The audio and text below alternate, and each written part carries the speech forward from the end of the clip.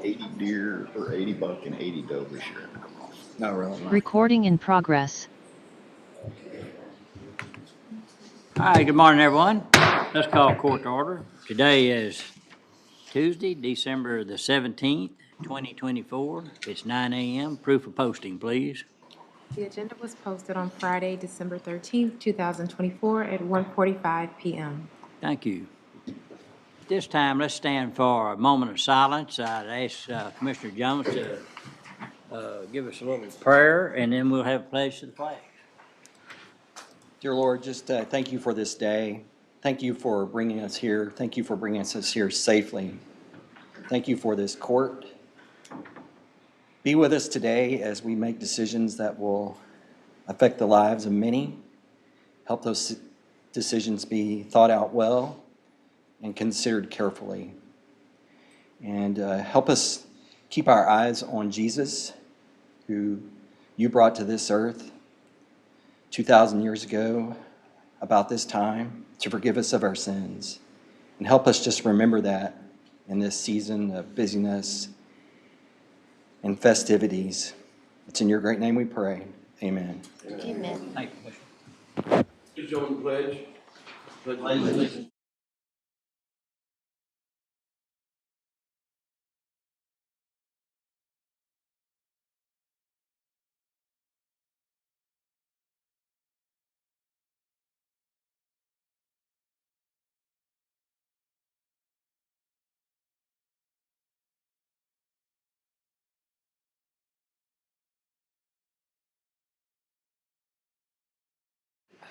Thank you.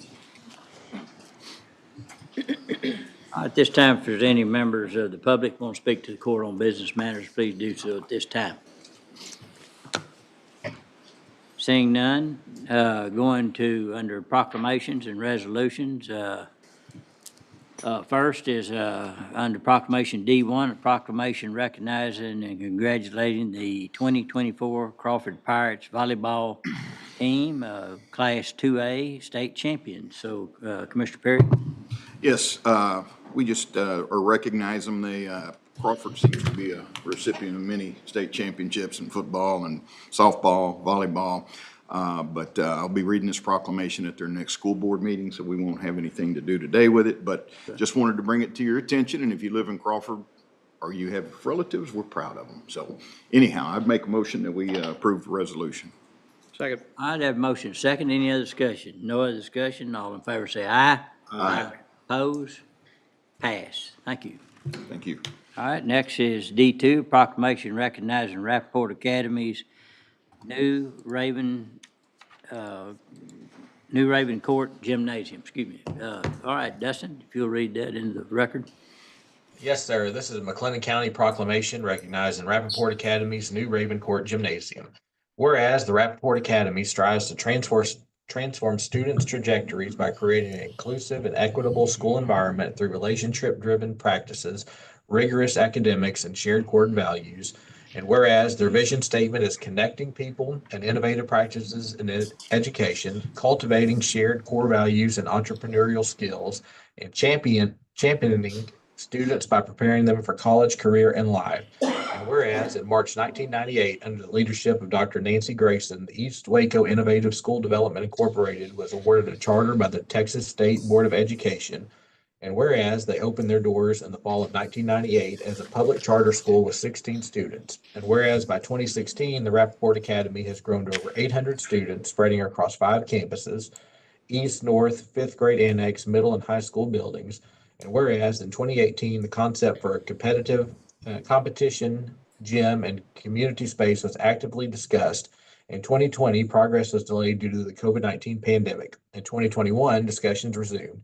The Rappaport Academy Board approved the purchase of a lot adjacent to Quinn campus on Rose Street. And whereas with this newest addition to the campus at Quinn, the new Raven Court Gymnasium will be complete by spring 2025. And whereas the state-of-the-art facility will host a variety of events, including sporting competitions, school activities, graduation ceremonies, proms, community meetings, and more, serving both students and the broader community. And whereas the Raven Court Gymnasium carries forward the legacy of excellence established by Paul Quinn College, a historically black college university that provided higher education to newly emancipated slaves and offered an academic alternative for black students during the pre-civil rights era. And whereas known as the Athens on Brazos, the college established roots in Waco after moving there in 1877, and it was renamed in 1881 in honor of Bishop William Paul Quinn, a Methodist missionary. As part of the campus revitalization, many of the college's historic buildings were repurposed for use by the Rappaport Academy. And therefore, the McLennan County Commissioners Court does hereby recognize the newest addition to the Rappaport Academy campus, the Raven Court Gymnasium. Be it further proclaimed that a copy of this proclamation be made a permanent part of the minutes of the Commissioners Court. Judge? All right, thank you. I think there's some folks here to accept this, so if y'all will come forward. Yeah, okay. Then if there's a, Can we get, right on up. can we get Dr. Newman to introduce everyone? Yes, that's what I was fixing. to say. Okay, excuse me. Do I need to? Yeah, go ahead, Greg, come on up, Come on up, everybody. Come on up, come on up, come on up. and we'll, and introduce yourself to the court, please, or you introduce them, and then we'll have some pictures, and I'll come around to that side. Oh, great, okay. So I'm Dr. Newman, I'm Alexis, I'm the superintendent, and have been so for roughly 12 years over there. We are so grateful for you guys to recognize the work that we've done. It's been about 9 years in the process, so being a public charter school is a little different for our funding system. And so we've had to kind of push and raise the money and find the money in our checking account in order to get this done, and loans and all of that. But we're really excited after 9 years, the last 4 of which our kiddos have been on the road. We have a state champ in cross country, and he ran the streets of Waco as his track. Our basketball team does great, and they practice on an outdoor court. Our PE is done around the streets, and so for us to be able to have a home for the kids, we serve the greater McLennan County. Most of our kids come from East Waco, kind of that direction, but we have kids from all over McLennan County that come. So we're really grateful that you guys recognize the work that we do educationally, but also us being able to create a home for our kids, because we all know that sports and community is really what pulls schools together and help kids be successful. So with me, I have board members and I have my director of communication. So we'll start, let's hear, our president right here, Dr. Emily Cunningham. And then our other board members, we have Dr. Neil Shakes, we have Shaquinta Fisher-Hill, we have Rashonda Farmer-Neal, and we have Amanda Milam. So thank you very much for your time here. I really appreciate it. Thank you for the recognition. Thank you. All right. I think the best way to do a picture, if y'all don't mind, just come right behind the Commissioner's Court. Yes. And I will present you with this. Come on up with us. Here it is. Nice to see you. Shonda, how are you? Good, sir. How are you? Good to see you. See you there, buddy.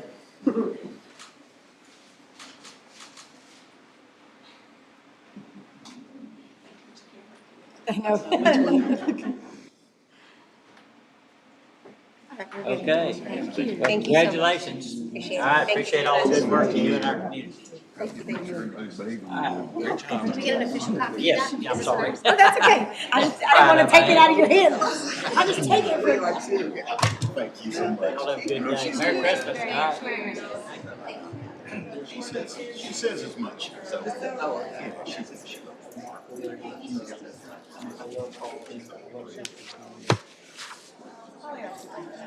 I'm gonna reach out. Reach out. It's not me yet. I'm Alexis. Yeah, D.L. Wilson. Hi. I've been from school. State trooper.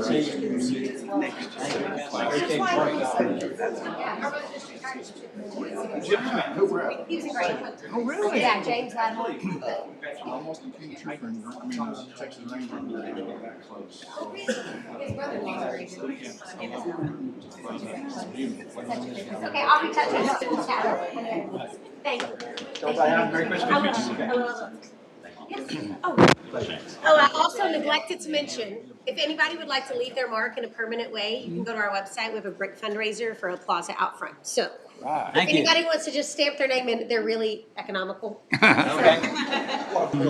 Just jump in. Thank y'all very much. Thank you all. All right, now what's the pleasure of the court on that proclamation? Motion to approve. Second. We have a motion and a second to approve the proclamation. All in favor say aye. Aye. Opposed? Pass. Thank y'all. Y'all have a great day. My precinct, you didn't give me a chance. Oh, I'm You know, sorry. y'all like run over each Snooze, you other. lose. I guess. Man. Jump in there quick. That's why you have to play that game, you have to. No. Yeah, buzzer. Late. All right, next is item D3, proclamation recognizing December 21st, 2024 is Homeless Persons Memorial Day. So Dustin, if you'll read that. Yes, sir. Whereas the winter poses extreme hardship for unsheltered and inadequately housed low-income men, women, and children in McLennan County. And whereas the spirit of the holiday season of giving provides an opportunity for affirmation and renewal regarding our commitment to end homelessness. And whereas December 21st has been designated National Homeless Persons Memorial Day by the National Coalition for the Homeless and the National Health Care for the Homeless Council, and is so recognized by counties nationwide. And whereas in the season of generosity and sharing, citizens of McLennan County are encouraged to commit themselves to promoting compassion and concern for all brothers and sisters, especially those who are poor and homeless. And whereas the McLennan County Commissioners Court wishes to remember those who have died on the streets, the cause of ending homelessness is kept urgent and commend the state's collective commitment to preventing such deaths in the future. And therefore, the McLennan County Commissioners Court does hereby proclaim December 21st, 2024 as Homeless Persons Memorial Day in McLennan County, Texas. Be it further proclaimed that a copy of this proclamation be made a permanent part of the minutes of the Commissioners Court. Judge? All right, thank you. Are there anyone here to accept this? All right, if y'all would, just step forward right up by these microphones and introduce yourself. And if you have any comments you want to make, feel free to do so, and then we'll do like we did last time and take pictures. I'm Alex Gonzalez. I'm with McLennan County. I am the pauper eligibility specialist, so I work primarily with this group. Yes, okay. Marissa Coronado, McLennan County Health Services. Yeah. Also process the pauper cases. Shannon Eckley, and I'm the board chair of the Heart of Texas Homeless Coalition. Carrie Davis with McLennan County Health Services, and I work with the Memorial Service Planning Group. All right, thank you. Any comments or anything you would like to make? We would just like to thank the court for considering this proclamation and bringing attention to those that we serve during the year that pass away in homelessness or are unclaimed. All right, thank you. So if y'all will come around. Oh, we'd also like to invite everyone, I'm sorry, to Yeah. the memorial service on Saturday. Okay. On the 21st at 2 p.m. at Jubilee Theater. It's a memorialization of the 10 unclaimed individuals who passed away on the streets. Thank you. All right, if y'all will come around, we'll do some pictures.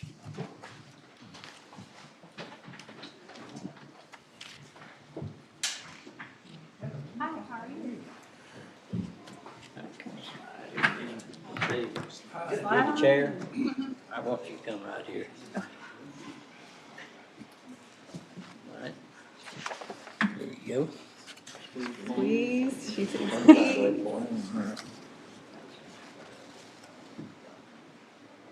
Everybody say cheese. Cheese. That's really good. Thank you. There you go. Thank you so much. Thank you so much. Thanks for the work you do. Thank you. Thank you Yeah, very good much. to see you. All right, take care. Yeah, good to see you. I know it's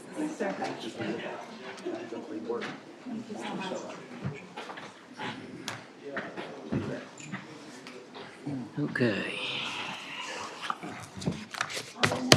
All right, I would make a motion, we approve that proclamation. A second. All right, we have a second. Any other discussion? No other discussion. All in favor, say aye. Aye. Opposed? Pass. Thank you. Thank you, Heather. All right, I'd like to go to consent agenda. I have a couple of pulls here. I'd like to recommend E3A, HR matter for specialty court, E6C, auditor's report, and E9A, waiver of penalty and interest. Is there any other pulls recommended by the court? If there's no other pulls, is there a motion to approve the consent agenda with the exception of those pulls previously mentioned? So move. Second. I have a motion second. Any discussion? No discussion. All in favor say aye. Aye. Opposed? Pass. I'd like to hold those pull items till later in the court. And I'd like to go, we have go to item N2, A through C. This is a public hearing on establishment of speed limits on Cemetery Road in Precinct 3. Precinct 3. Lane, you want to kind of brief court? Good morning, everyone. Morning. Morning. There's been a request for some speed limits on Cemetery Road in Precinct 3. After reviewing the road and the right-of-way and kind of how the road is utilized, it's recommended that the speed limit be created to be 45 miles per hour on Cemetery Road from Old Dallas Road, which is also Main Street, to Melgren Road, and then 55 miles an hour on Cemetery Road from Melgren Road to Easy Road. And that's the recommendation, and unless there's any opposition, I recommend approval. Okay, we need to have the public hearing, so at this time, public hearing opens. Anybody here to speak to the public hearing? All right. If not, public hearing's closed. What's the preference of the court? Make a motion to approve the establishment of a 45-mile-an-hour speed limit on Cemetery Road from Old Dallas Road / Main Street to Melgren Road. All right, I'll second that. Any other discussion? No other discussion. All in favor say aye. Aye. Opposed? Pass. Also make a motion to approve the establishment of a 55-mile-an-hour speed limit on Cemetery Road from Melgren Road to Easy Road. Second. All right, have a motion second. Any other discussion? No other discussion. All in favor say aye. Aye. Opposed? Pass. Thank you all. Thank you. Okay, I'd like to go to items G1A and G1B. This is discussion or action approval of a interim guaranteed maximum price proposal in package number 1, and then G1B is approval of a addendum to construction manager risk agreement. So, we have Kevin and John here today to go over a brief presentation.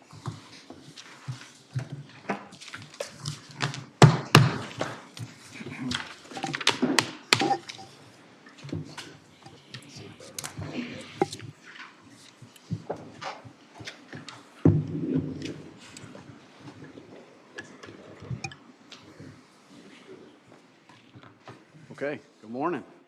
Morning. Judge, Commissioners, thanks for having us.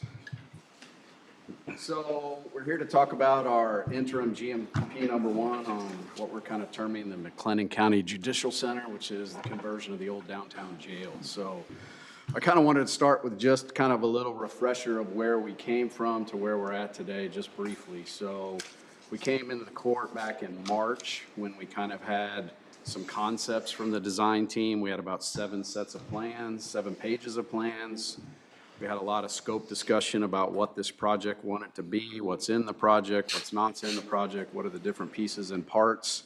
So based on those 7 sheets of drawings and those verbal scope discussions, we kind of put together what we call a rough order of magnitude budget range for where we thought this project would end up from a cost perspective. So I went and pulled that back out from that March 19th meeting, and we said we thought that we were in a cost range of $47.8 to $59.8 million for the particular project out as it was envisioned at the time. And that's the conversion of the old downtown jail, the construction of some new elements, and then the renovation of the 3rd floor of the existing annex building. So then following that meeting, we spent the balance of the year working with the design team, Brinkley Sargent Architects.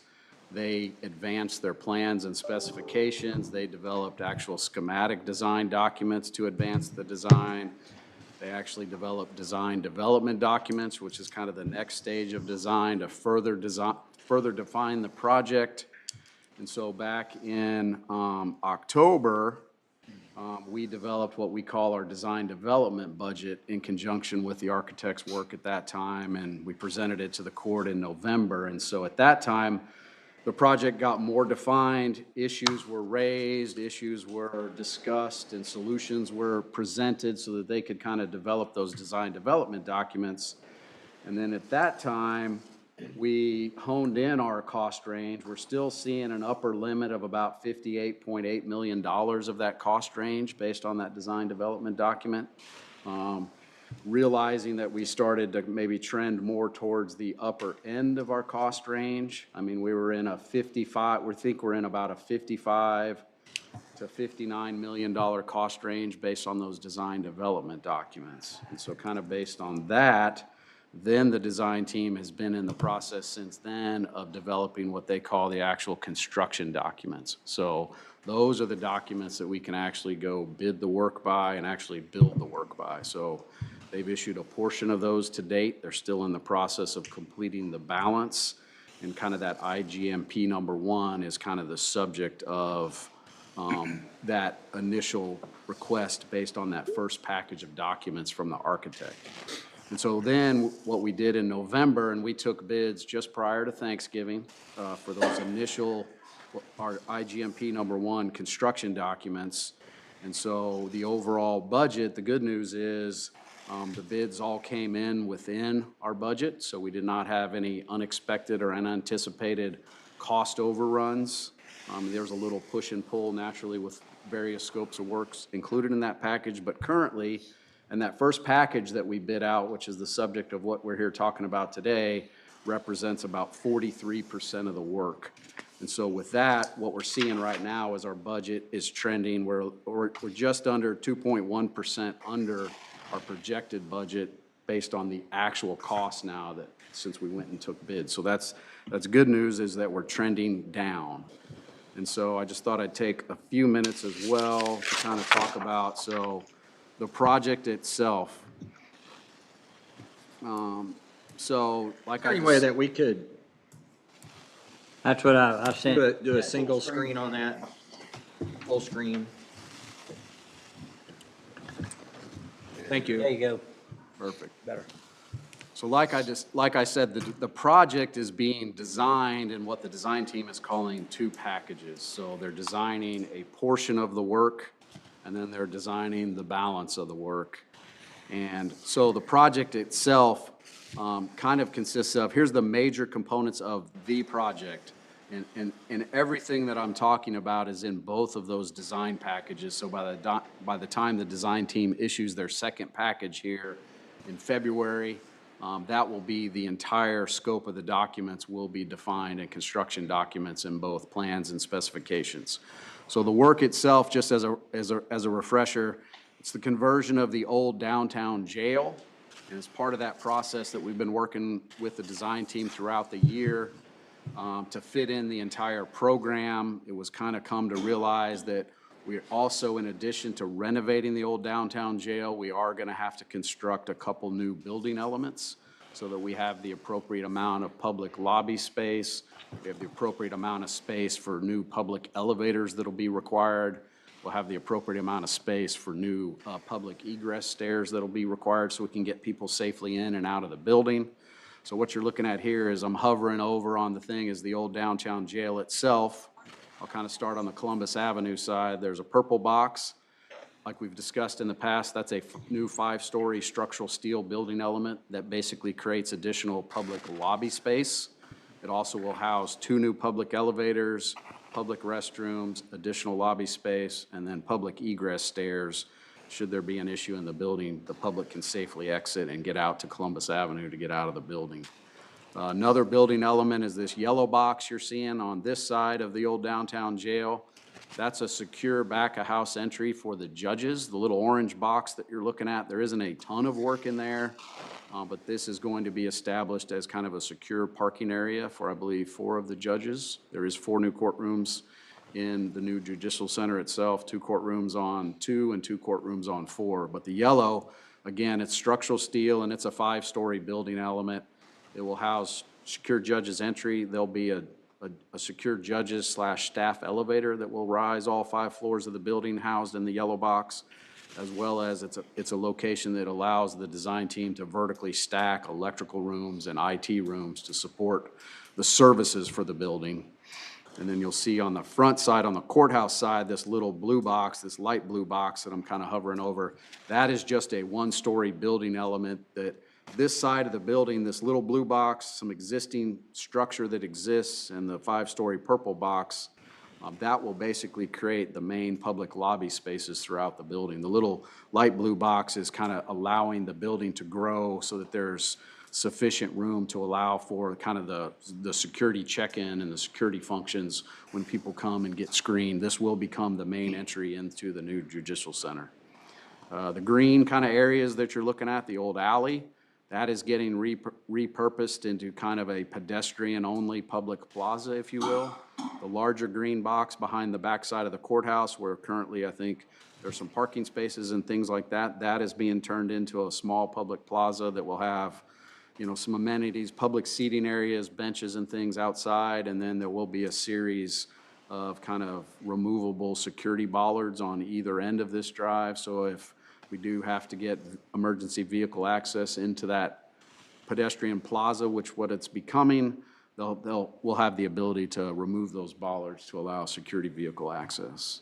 Another big piece of the project, you'll kind of see a light orange dash line going across Fifth Street, and then this orange box in the parking lot of the annex building. What that is, so we have to refeed power to the Judicial Center as well as some of these other buildings in the complex.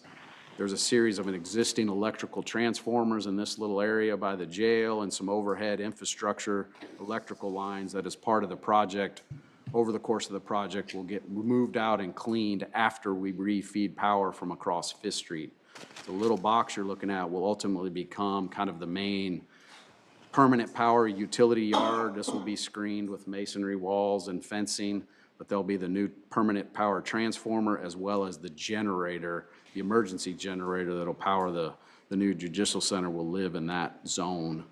And then you'll also notice Columbus Avenue, where we're kind of showing some dash lines and street closures. We are working towards closing Columbus Avenue down between 5th and 6th Streets, keeping 5th and 6th Streets open. During the course of the project, there is a new 12-inch water line that will have to make a connection here in 5th Street, run down Columbus, and make a connection in 6th Street that will provide the water service for the fire protection system as well as the domestic water to the new facility. So there's some further down the road infrastructure that will have to be done. And then, like I said, and then the bigger light blue box that you're looking at, that is just the third floor of the annex only. That gets turned into basically the floor, it's demoed out. Half the floor basically gets turned into an additional, call it a 5th courtroom, and the associated judge's office, jury meeting rooms, support offices, and then the other half of that floor gets turned into additional office space for the district attorney's office. All of that is being designed by the design team in their entire set of documents. And so 2 packages of documents, and we're constructing the work in 2 phases. The 2 phases is really pretty simple. Basically, phase 1 is all the work on the project except for the 3rd floor annex building work. And then phase 2 is just that 3rd floor annex building work, which from a logistics standpoint can't be conducted until the balance of the project is complete. So that's kind of the reason for the 2 pieces, the 2 phases of construction work. And so then we're here talking about our IGMP-1. So what is really in our IGMP-1? So the work that we bid out and then is the subject of our IGMP-1, there is remaining demolition work that has to take place both interior and exterior to construct the project. This package also includes all of the structural concrete work, the new foundations, the new concrete slabs, as well as the concrete slabs on metal deck for those structural building element expansions that I discussed. A little bit of termite treatment below the new concrete slab on grades. There is what's called structural fiber reinforced polymer concrete wrapping work that has to happen. There are portions of the existing concrete superstructure of the jail, some of the beams and a few of the slab areas that have to get structurally strengthened with this fiber reinforced polymer wrap. That is included in this package. All of the new structural steel, the superstructure work, both interior and exterior, is included in this package. All the vertical conveyance work, that includes the removal of, there's 3 existing elevators that have to get taken out. And then the new project consists of 5 new elevators going back in. 2 public elevators, a staff elevator, the secure judges / staff elevator, and then there's an elevator to transport folks that are coming over from the McLennan County Jail when they have to go to court, basically. So there's a fifth elevator that provides for secure private, for that function to happen within the facility. All of the mechanical equipment and all the mechanical work on the project is in these documents, as well as all of the electrical equipment and all the electrical work, including that additional conduits that we have to run down the alley and across Fifth Street to hit the new permanent power entrance, and that utility work is in this package. And then the balance, all of the plumbing work and all the plumbing fixtures work is included in this package. So that's really, and that's about 43% of the work. The phase two that the design team is finishing the documents that will bid come February and March once they issue those documents. That really is the balance. It's the windows, it's the doors, it's the AV systems, the security systems, the data systems, the finishes. It's really the balance of the work that really makes it a complete project. So that will be the subject of the next package once the design team issues that. And if I may point out, the phase one includes the items that we are using ARPA funds for. Right. Yes, that was one of the reasons why the work packages by the design team were broken up into two Right. packages. There's some funding obligations that have to be, or funding commitments that have to be met.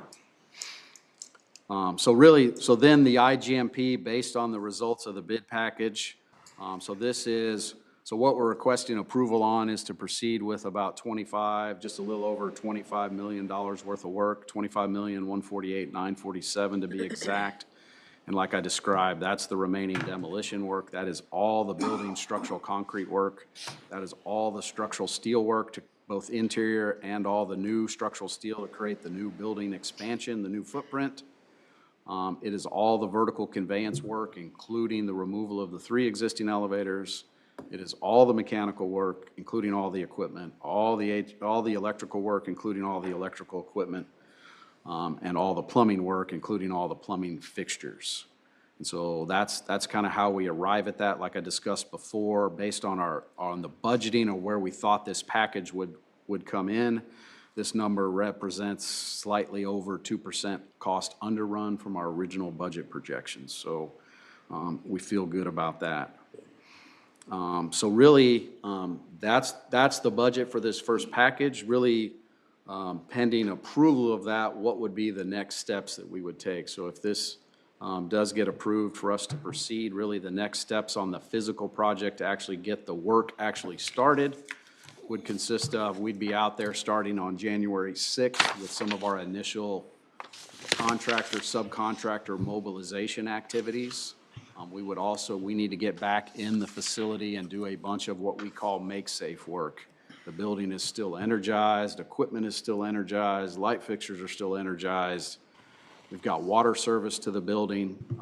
We've got some drainage and stormwater pump systems that we need to make sure that we can keep active, but yet get separated from the existing electrical service to allow us to remove those services.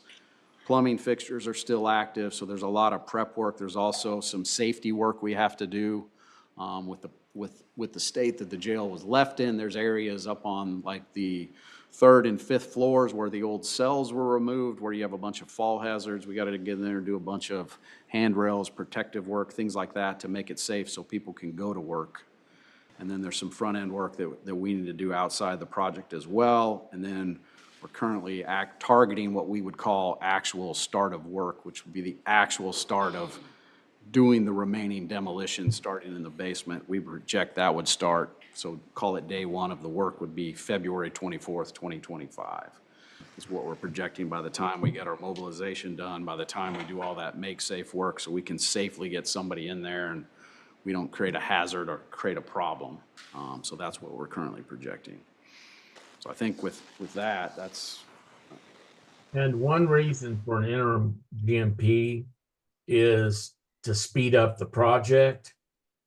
The second reason, in our case, for an interim GMP is to make sure that we obligate ARPA funds before the end of the year. Correct. Correct. Yep, and, you know, it's, I think we're doing real good on, getting those funds obligated. We need to do it, as been announced on, national news numerous times that the Doge brothers might, come in and pick up all the money that's not being obligated. So, we need to, press forward on that.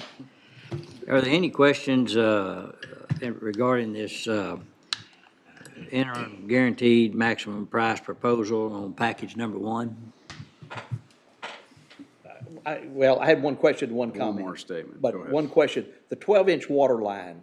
Yes, What sir. was determined that was needed? Was it water loop around the fire suppression system? Was that part of it? It's currently, yes, it was basically, that line will not only provide domestic water, but the fire protection water. And the facility currently the, kind of call it the city guidelines or regulations relative to fire protection water, you don't currently have a looped water condition around this property. Right.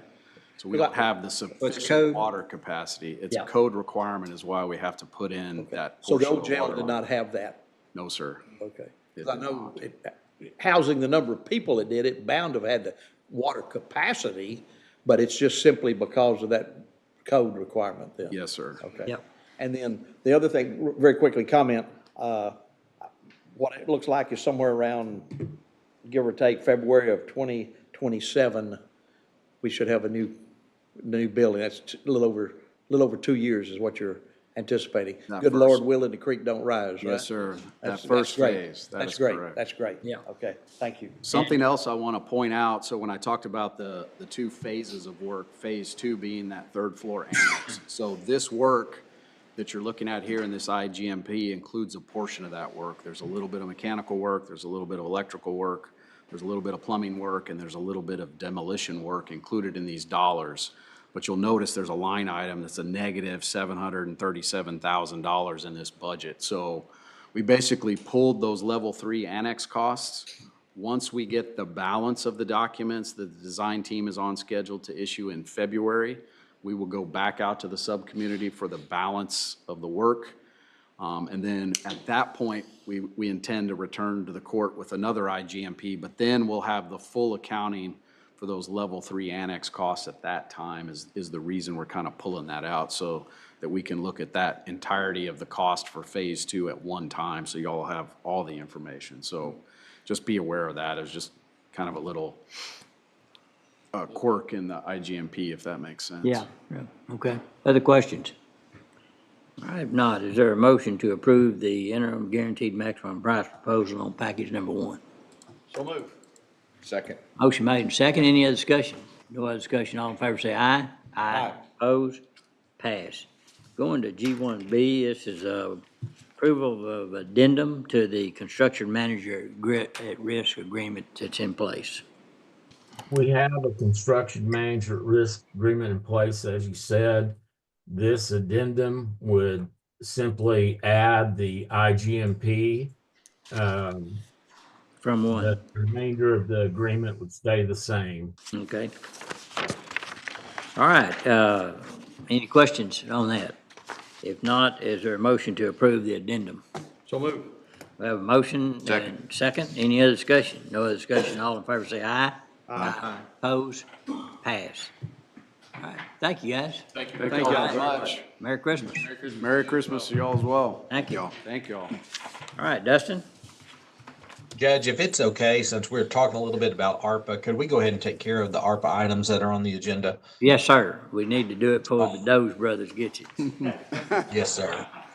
So moving down to item L, grants, grant proposals. L1 is our ARPA discussion. Kind of as we worked through the week last week and working with 4 of us, we just want to make sure we have all the boxes checked. So under L1, you'll see 2 orders. These are minute orders. The first is an order regarding the COVID-19 mitigation purposes, reasons for the downtown jail renovation funded in part with ARPA funds. And then also one for the HVAC project funded with ARPA funds. These both just essentially outline what the project is and then just say that these are being done to help with the prevention and mitigation of the spread of COVID-19 and other diseases in these facilities. So we just need a motion to approve those two orders. All right, what's the pleasure of the court? Motion to approve the two orders. I'll second. Any other discussion? No other discussion. All in favor say aye. Aye. Opposed? Pass. L1A is authorization of American Rescue Plan budget adjustment. Francis? Yes, so you will see the budget amendment that we have been updating throughout your decisions on ARPA spending. And so I'm just going to go through that middle column that says adjustment and let you know what we are adjusting today. Okay. So we have added in the amounts for the HVAC projects for all buildings, including the downtown jail.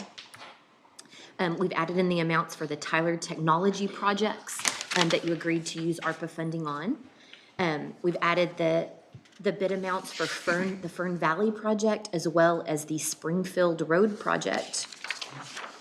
And then on the second page, under category 7, the administrative expenses category, we've adjusted those line items so that the budgets match the obligated amounts. And those obligated amounts are the amounts that we are in contract with each of those vendors. And so, if you'll look on that far right column, the revised budget, the very bottom line, we now have budgeted the full $49,846,009. So, as we leave here today, all of those items are obligated and they are budgeted. And so we can proceed with our next 2 years of making sure those projects get complete. Okay. Any questions? Never thought we'd get here. I knew we'd get here. Glad we got Time it. never stops. That's right. Okay. Is there a motion to approve the budget amendments recommended? So moved. Second. Motion made and second. Any other discussion? No other discussion. All in favor say aye. Aye. Opposed? Pass. Dustin? L1B is authorization of addendum to beneficiary agreement with Axtell Water Supply Corporation. Axtell had some remaining funds and requested to be able to use those on some items listed in that agreement. One is for a supervisory control and data acquisition, computer-based data system. Another is to purchase property from Axtell ISD for water supply purposes, and then finally to extend and upgrade water lines. Just need a motion to approve that addendum. All right. And all that qualifies for ARPA. Yes, sir. I make a motion. All right. We have a motion and a second. Any other discussion? No other discussion. All in favor say aye. Aye. Opposed? Pass. L1C is authorization of legal services invoice from Haley and Olson. This is for ARPA matters for November 2024. It totals $2,400, has been reviewed and recommended for approval. All right. Any questions? Motion to approve. Second. Motion made and second. Any other discussion? No other discussion. All in favor say aye. Aye. Opposed? Pass. L1D is authorization to use ARPA funding for the downtown jail project. This is another thing from four of us. Just want to be very clear that we have the court's authorization. I know we approved the budget amendment, but if we could just have a motion from the court to use ARPA funding for the downtown jail judicial center project. All right. Any questions? What's the pleasure of the court? Motion to approve. Second? Is there? Okay. We have a second. Any other discussion? No other discussion. All in favor say aye. Aye. Opposed? Pass. L1E is discussion and action on order regarding the use of excess ARPA funds and the addition of a provision related to amendment and extension to all ARPA-related agreements. Mike, did you want to cover this? Yes. There's situations, especially on the water contract, where there is some excess money that shows up, mainly on the generators. The generators are turning out not to be as expensive as first thought. And what we want to do is make sure that if they have excess money, that they use it for an ARPA qualifying event, which would be the same or similar type project. And so we provide that they use it for the same or similar type project. And we'll also send out a letter that says that this spending is still subject to the reporting requirements of the contract and of the county auditor. Okay.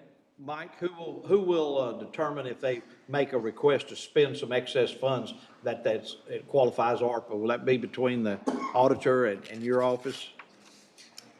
Well, it would probably be when they reported it, probably be initially with the auditor. And if the auditor had a question, it would come to us. Okay. That's where you see it, Francis? Yes. Okay, good. Okay, very good. All right. Okay. Motion to approve the order regarding use of excess ARPA funds. All right, is there a second? Second. Motion made and second. Any discussion? No discussion. All in favor say aye. Aye. Opposed? Pass. Second part of that order is to add a provision to all contracts, beneficiaries, subrecipient, and to any of our consultant agreements, that they can be amended or renewed. And that is mainly to make sure this belt and suspenders that if something changes post December, post this December 31st, that we can make changes to the contract. So that's the second part of that order. Is that the one that reads addition of a provision related to amendment and extension to all ARPA-related agreements? Right. Okay. Motion to approve that addition.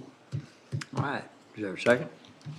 Second. All right, motion made and second. Any other discussion? No discussion. All in favor say aye. Aye. Opposed? Pass. All right, thank you for letting us skip around. I believe Kathy Holloman's in court, and so I know there's two items. G2 is authorization of agreement with Govey's auction and related resolution to allow online auctions for tax foreclosure sales, tax resales, and to adopt the rules governing online auctions. All right. I'd like to call on Kathy. Randy is also in court. All right. Well, yes, he is. He does the work, right? All right, He's good morning. communicates with Dustin. Get up here in the front. Honorable Judge, Honorable Commissioners, Randy Riggs, Tax Assessor Collector for the citizens of McLennan County. Have with me my Chief Deputy, Kathy Holloman, here to answer any questions that you all may have in regard to this agenda item. The Texas Property Tax Code, Section 34.01, allows the Commissioners Court to authorize online auctions for their property tax sales. This is delinquent tax properties. So this is a way to maximize the benefit of the taxpayers of McLennan County. Happy to answer any questions you all may have. Has our property tax attorneys reviewed this? Yes, they have, as well as our attorney, Mike Dixon, as well. And what are their opinions? Well, they're in favor of it. What we have done, we're not the first player in town here. Other counties have done this. We have patterned our approach after two counties. One is the county of Denton, and the other is Nueces County. What we have is... How many counties in the state are doing it like this? 17? Probably more than that by now. It's changing rapidly. Yeah, a lot of counties are quickly moving to this. And it is 3 documents. One is the auction company, Govey's, the contract with Govey's, and then one is the resolution to conduct online auctions. And then the last one is the rules of the online auction, which will be posted at the website for the potential participants of how they proceed, how they have to be qualified, put up money up front, Right. and get the bidder statement and all of that. Who's the custodian of the funds? That will not change. Okay. The Govey's will sell, take the money, and then remit it to the clerk. So this will... Simultaneously? Excuse me. Simultaneously? In other words, is What is there the timing? money held out, just thinking about risk? Or if it is retained, are they bonded or things? I'm sure all auction companies have to be bonded to it. Yes. Yeah, they are bonded. Yeah. Okay, well, I mean. I'm not sure about whether it's simultaneously. I think Yeah. there could be a day or two, but they will collect the funds within 24 hours. Yeah. Or the sale fails, and it can go to the next highest bidder, or it can be put up for sale again. Resale, yeah. They facilitate all of that, and they do take deposits in regard to the sales that are made. Has there been any due diligence in looking at the auction company, how long they've been around and things like that, they're stable and far as long? Absolutely, yes. They do work all over the country. Yeah. They have, I think, 3 counties here in the state of Texas that they're working with. Okay. We went with that firm primarily because the tax office works with 2 delinquent tax attorney firms, and it was the one that was the happy medium between the 2. Okay. Because each wanted to do their own thing. You have a law firm that covers you all. Yeah. There is another law firm that does work for other entities within the county. Right. And it still does a substantial number of sales. Right. We wanted to be palatable to them as well. So we wanted to kind of get a hybrid approach that would be comfortable for both. And that's why we went with GovEase. Will this do away with the courthouse step sales, or? That was my question too. Yes, Oh, sir. that goes away total? Yes. Okay. What's the money difference between the courthouse sales with our staff that we have to do here, and then the money that we're gonna have to pay the firms? Well, we don't pay anything. We're just collecting the buyers, and the parties involved will pay those. Pay We're gonna pay a percentage or something like to GovEase, or what, how does that? It's a $250 flat fee, and it's part of the minimum required bid. And that So doesn't come, that's on top of Correct. that doesn't come, sale? The citizens will pay that as a cost of the sale. Uh-huh. So it's less money to the county than, No. No. No. No, they will pay that. And what has happened with these other counties is that they generate more funds because you're expanding your market in regard to who is available to buy more property. so and that was my next question, they'll market it on the internet and things like that? Correct, Okay. yes.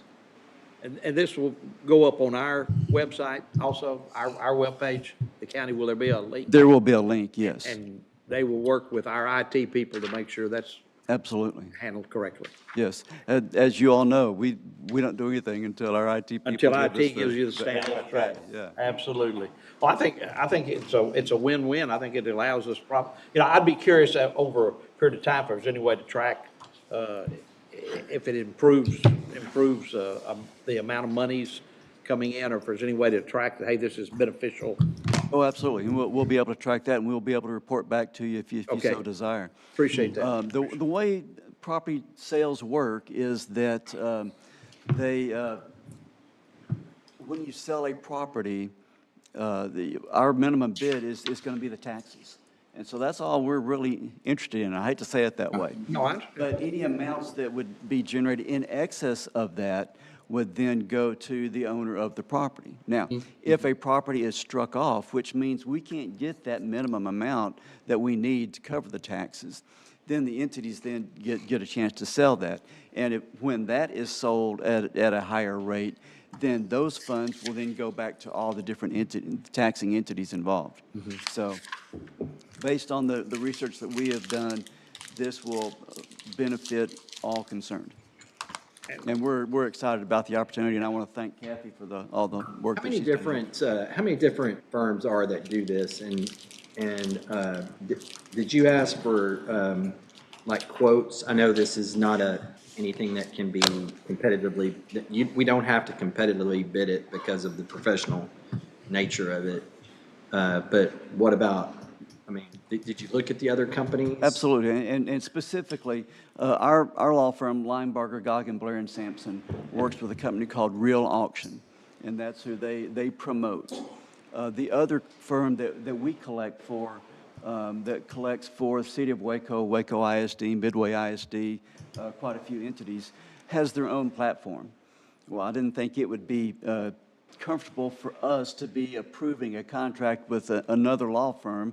I don't think our law firm would care for that either. So I was sensitive to that relationship and wanted to make sure that we promoted what was best for all concerned. And that's how we came up with GovEase, which is a different firm that has worked with primarily Denton County.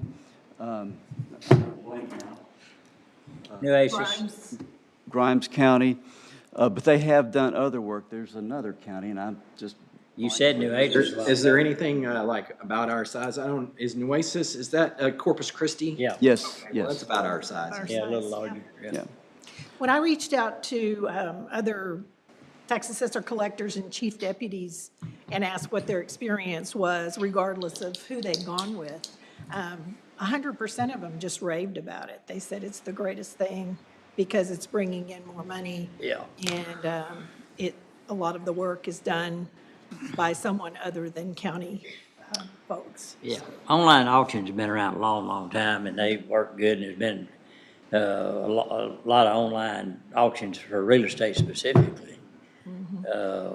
And it works good. It just expands the amount of buyers out there, and that affects your price, so supply and demand. So We're not restricting anything. We're expanding the opportunities That's for right. more to be involved Yeah. to maximize the benefit of the taxpayer. So what involvement does the constable have in this? Any involvement? Absolutely. It's still a sale, either constable sale or a sheriff's sale. So they're still the one involved. They just don't have to stand on the courthouse steps to do that. Right, that's where I was getting at. Now they can put their assets somewhere else instead of standing on the square. The times are changing, so that's. Right, and primarily the firm is going to do the majority of the work. Right. It's still a deed that the constable deed or sheriff's deed. And both collection aid law firms have a website with all the properties that they are going to auction, and they'll also have a link to GovEase to be able to go to the auction site. All right. Any other questions? If not, what's the pleasure of the court? Motion to approve the authorization of agreement with GovEase Auction LLC and related resolution to allow online auctions for tax foreclosure sales, tax resales, and to adopt the rules governing online auctions. All right, is there a second? Second. All right, we have a second. Any other discussion? No other discussion, all in favor say aye. Aye. Opposed, passed. Thank you. Well, thank you for your time, and just like your previous presenters, Merry Christmas to each one of you. All right, thank you. Thank you. And you guys. And while we have Randy and Kathy, we have G5, authorization of contract agreement with Level 1 Technology for tax office door control system. So, Oh, yeah. Randy or Kathy? This, our door system is, I guess, fritzing or whatever you want to Pretty common around call here. it. Yes. A lot of and, that going around. Yeah. Actually, TJ has driven this. I guess this is the organization that the vendor that the rest of the county uses for the door systems. And so he got the quote for us. And so there's a contract and then there's a budget amendment because we did not expect to have to replace the door system. So it includes a server that will be housed in our office and will control, the cards and the doors in the tax office. Okay. Any questions? All right. Good, because if you had them, TJ would have to answer them. Yeah, okay. I'll make a motion we approve that acquisition. Second. Have a motion second. Any other discussion? No discussion. All in favor say aye. Aye. Opposed? Pass. Thank you. Merry Christmas. Thank you. Merry Christmas. We can go to item G18 regarding the Verity Master Agreement with Hart InterCivic, authorization of software upgrade quote for election voting equipment. I'd like to call on Jared. Good morning. So what we have here is our vendor Verity, our vendor Hart has a new version of their software for Verity. That's our voting system that I would like to come to you to get approved so that we can get this onto our voting equipment. The upgrade helps us a little bit with the processes as far as like getting the voting equipment ready, getting the ballots set up a little bit easier. Just kind of goes in and corrects some of the issues that other counties had seen with the current version that we're using. The upgrade shouldn't cost too terribly much. The budget shouldn't be an issue like that. So just wanted to get that approval. And if you have any questions, please let me know. So the amount's $2,717.50. That's correct, For the yes. cost of the upgrade. Yes. Any questions anyone have? If not, is there a motion to approve? Motion to approve. All right, have a motion second to approve the quote. All in favor say aye. Aye. Opposed, pass. Thank you. Thank you very much.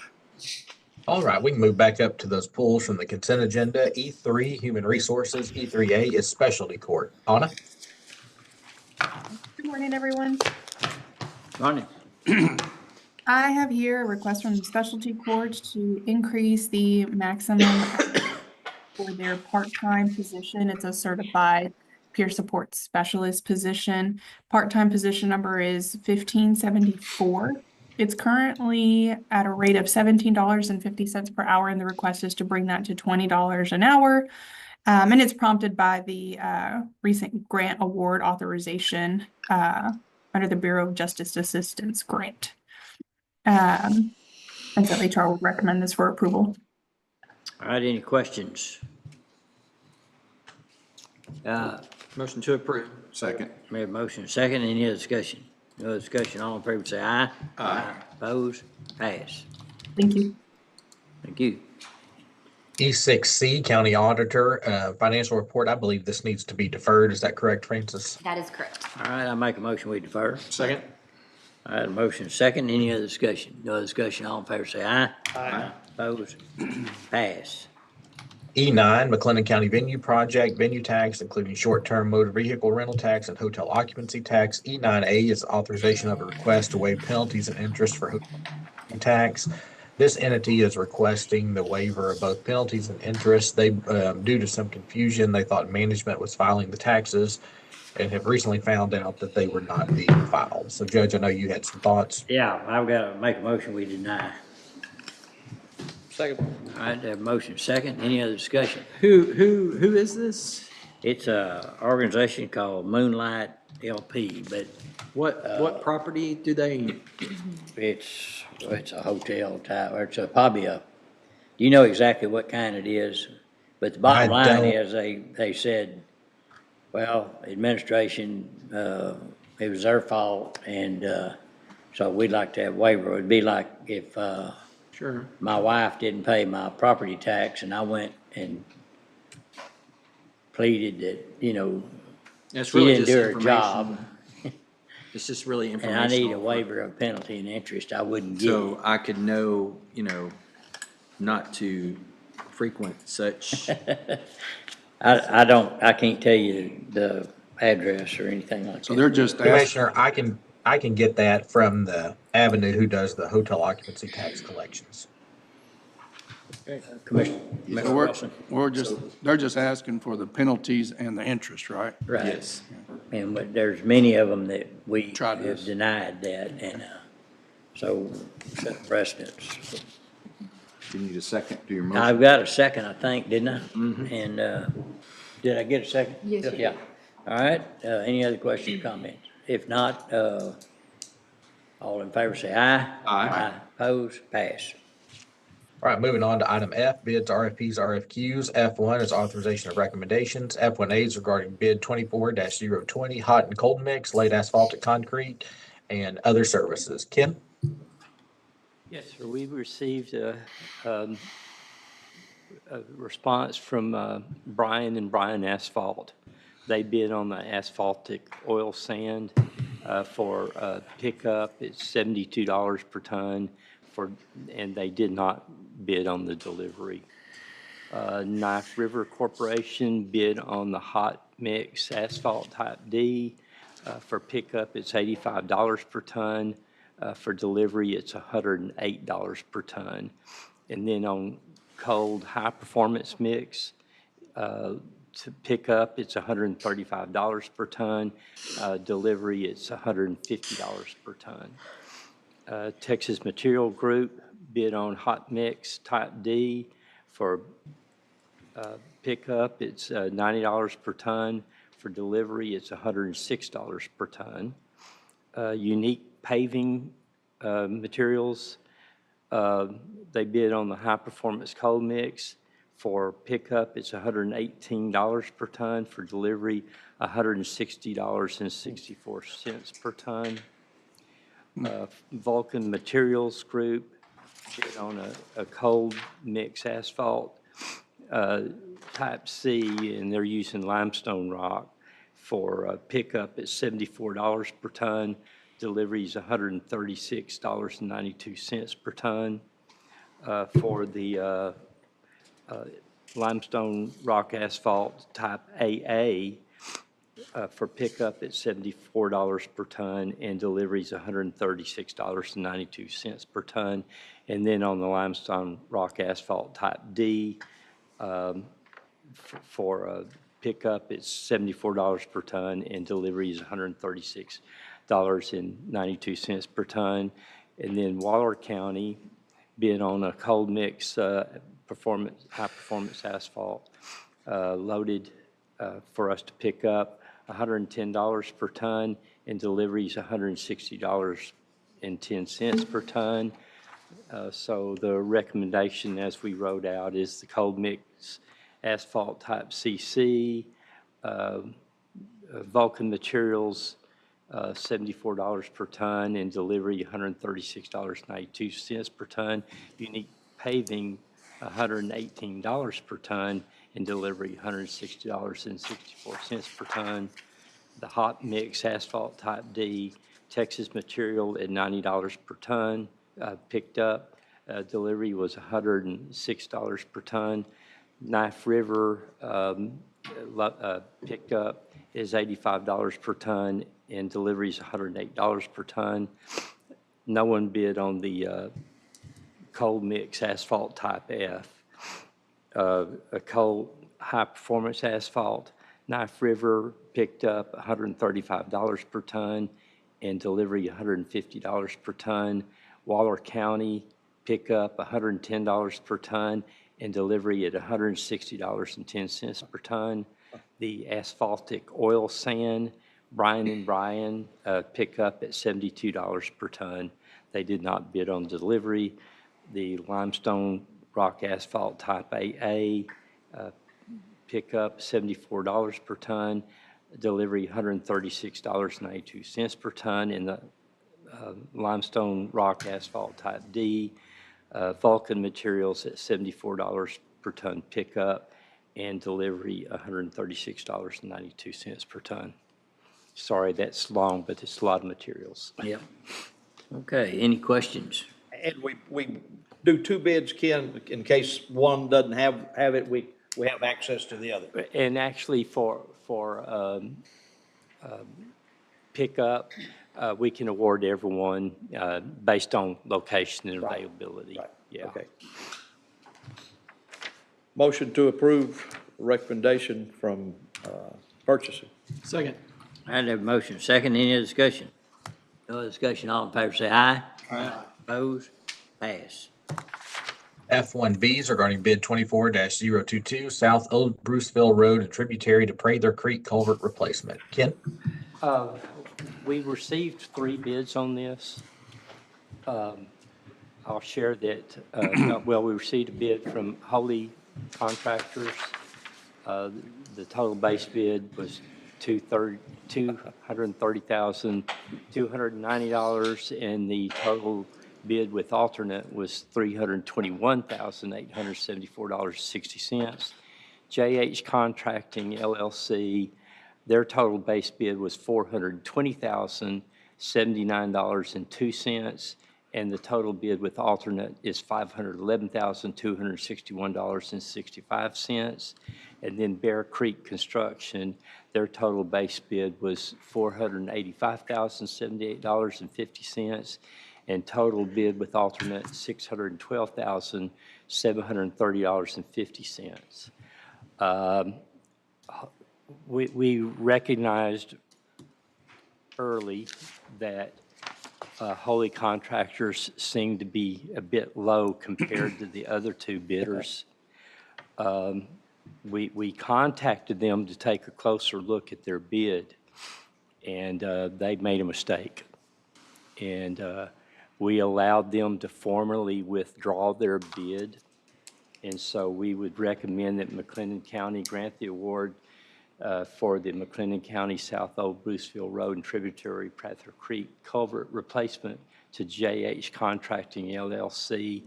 And we're only awarding the base bid for $420,079.02. We're not going to do the alternate at this time. And again, JH Contracting submitted the lowest responsible bid, and we have bid tabulation with it. Any questions? When they send their bid to you, do they tell you how many tons or yards they need per that job? We actually have it all spelled out. Oh, you already have it spelled out, okay. Yeah, on the bid sheet that they bid on, it's basically all there. They again, just a mistake they made, and when they own up to it right away, right, I will allow them to withdraw. You're a nice guy. Do we want them to, I mean, do we want to rebid this maybe, or?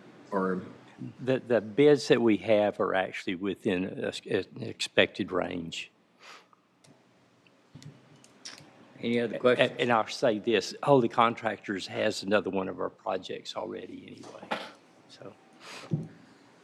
Any other questions, comments?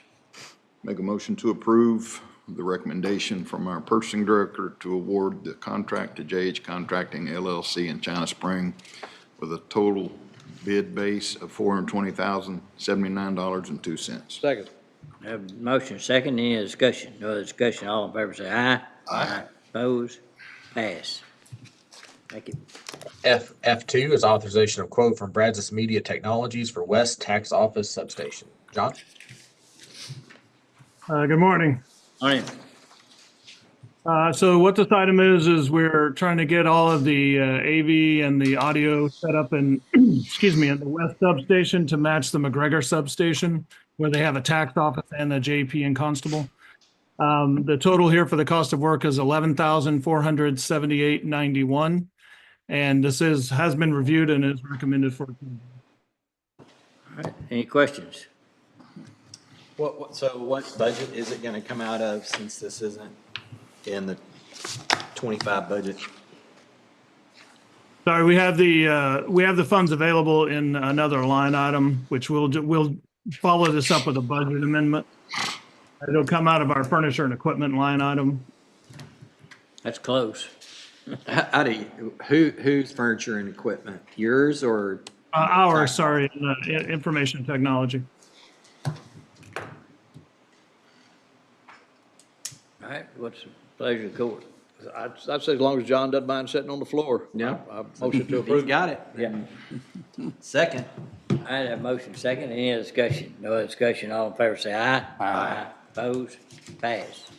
Thank you, John. All right, we can move down to item G3, authorization of interlocal cooperative agreement with City of Bruceville Eddy for tree trimming services. Commissioner Smith? Pretty standard agreement. We do work with them, and they're asking us to enter into an interlocal again with them. We have the equipment and the personnel, and try to help them out. So my motion would be to approve the interlocal. Second. I have a motion second, any other discussion? No other discussion, all in favor say aye. Aye. Opposed? Pass. Right, we can hold G4. Chris Collins will be joining us shortly for the economic development items. We can move down to item G6, authorization of service maintenance agreement, quote, with Service IT Direct for Dell PowerEdge and Dell VxRail equipment and switches support for information technology. John?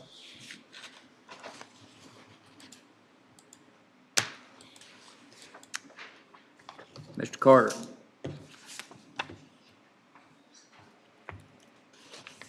Your lips are moving, but we're not hearing anything. You're on mute. All right. I started to call IT. I got to come back from vacation. All right. So this is the support agreement for our Dell servers. Dell has been steadily raising their prices, so we just moved to another vendor, which is why we're bringing this back to court, Service IT Direct, which saved us a few $1,000s. The total here is $16,128 for the year 2025 fiscal year. And this is included in the FY25 budget and is recommended for approval. All right, any questions? Not, what's the pleasure of the board? Motion to approve the service agreement. Second. All right, have a motion second. Any other discussion? No discussion, all in favor say aye. Aye. Opposed, pass.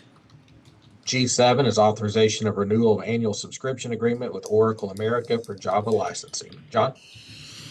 Yes, this item is just a renewal of our Java licensing for servers and a few of the users we have to have. The total here is $2,970, and this is included in the FY25 budget and is recommended for approval. So move. Second. Have a motion second. Any other discussion? No other discussion, all in favor say aye. Aye. Opposed, pass. G8 is authorization of talent locator model service agreement with Recourse Communications. This is for recruiting services for jail facilities. Major Ives?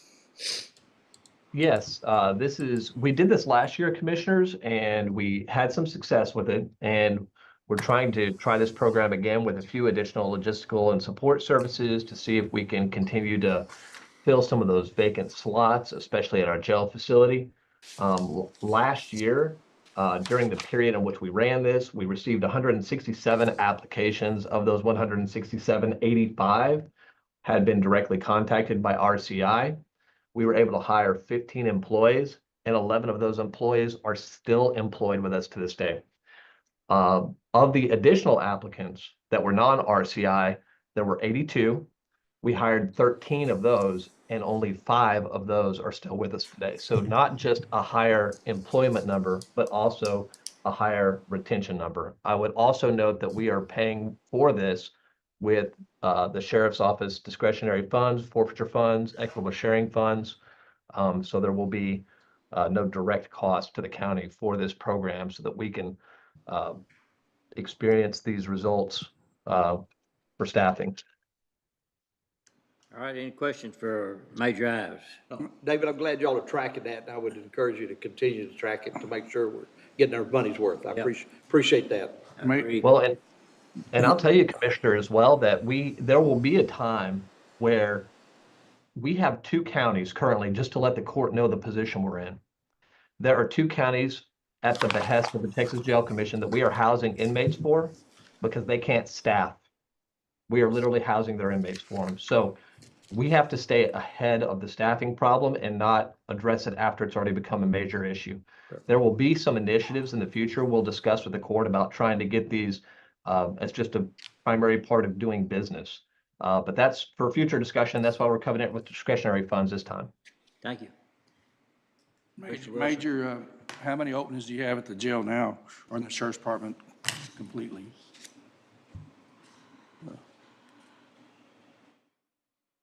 David? Guess he's gone. I think Cody can answer that. Yeah. Okay. No, I'm sorry, Commissioner. I'm sorry. Major, yeah, I was just wondering how many openings you had at the jail right now. 26, sir. 26? Mm-hmm. Okay. What about patrol and other things? Give me 1 second and I can tell you that real quick.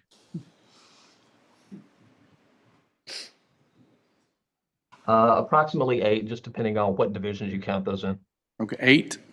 Mm-hmm. That's good. So the total overview overall, Commissioner, is we have approximately 515 full-time slots across our departments and 477 currently on the roll full-time employees. So that can count civilians and all the other positions. Okay, any other questions? I would just say what I'm hopeful that with being proactive, like with RCI and the court being proactive with the new salary scales, I'm hopeful that those numbers will continue to reduce or to lessen over a period of years as we see more and more success from these initiatives taken by the sheriff's office and also by this court. So that's my hope and prayer for this year. Okay. Very excited for that. Motion to approve. Second. Have a motion second. Any other discussion? No other discussion. All in favor say aye. Aye. Opposed? Pass. G9 is authorization of professional services agreement and related construction materials testing proposal with Langerman Engineering for McLennan County Downtown Jail remodel. Ken or Zane? I'll let Zane. Come on, Zane. I was giving Ken the first right of refusal there. I noticed. This is a materials testing contract with Langerman Engineering for the downtown jail remodel project. They've named off a number of testing that will likely need to be done. It may not all be done. It depends on the test results when they start doing the testing. But if they did everything, it would be a price not to exceed $110,790. It's recommended for approval.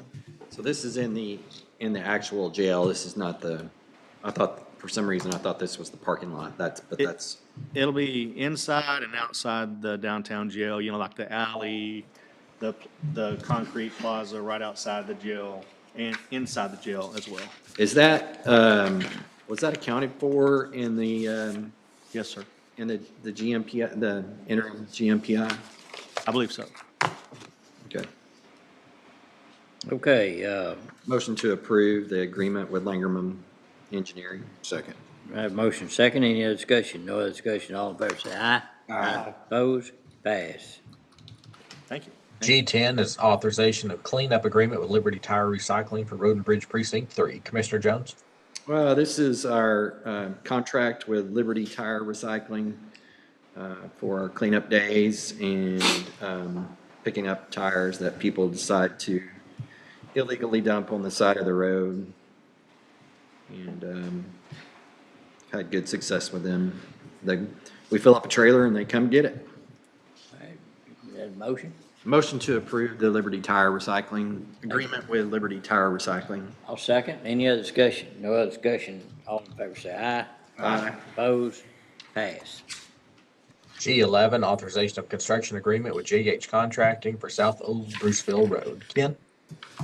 Yes, this is the contract that just goes with the bid that you just awarded from F1B. Getting a little bit ahead of the game, got the contract ready to go.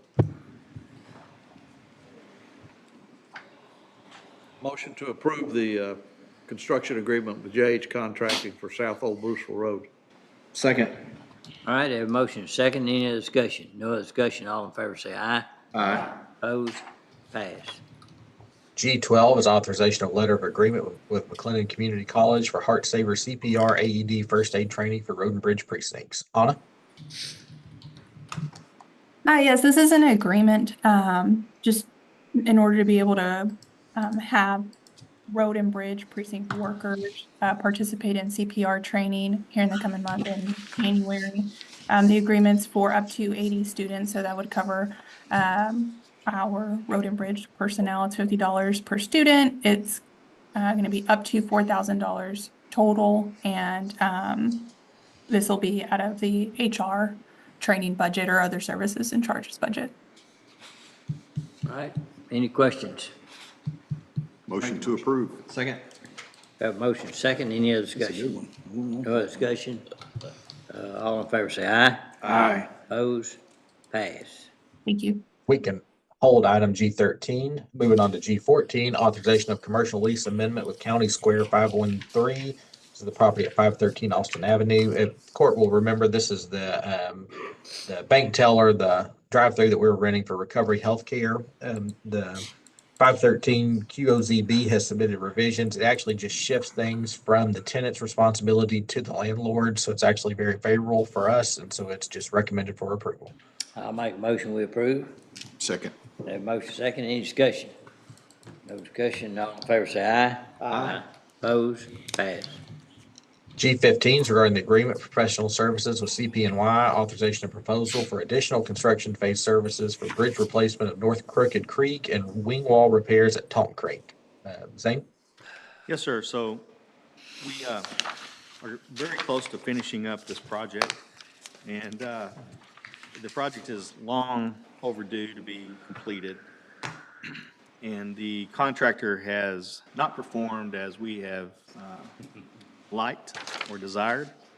And so it's caused additional effort by our consulting engineering company.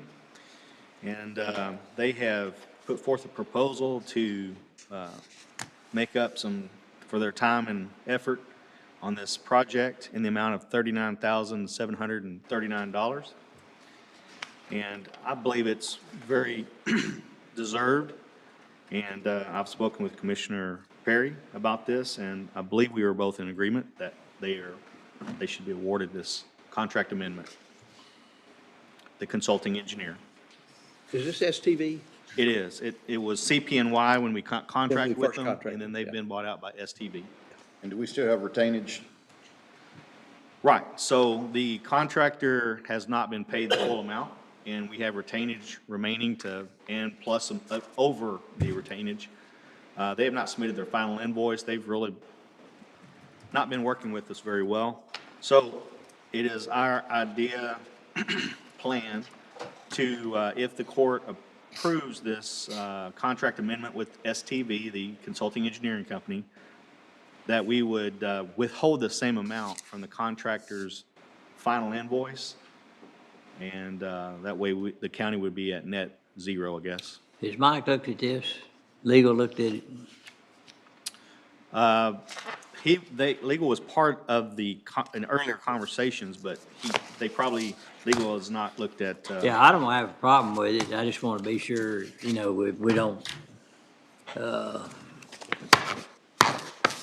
be sure we evaluate the risk. I mean, I'm good subject to a final review with legal. I think that they're gonna be amenable to working with us, since we can still go back and ask for liquidated damages. That's right. I mean, I'm not saying that this is going to cover everything the contractor has not done for us, but I believe the STV consulting firm is due an amendment to their contract for all the headaches and 1 year's worth of work that they've been putting up with this contractor. Gotcha. Okay. Motion to approve. Second. All right, motion and a second. Any other discussion? No other discussion. All in favor say aye. Aye. Opposed? Passed. Thank you.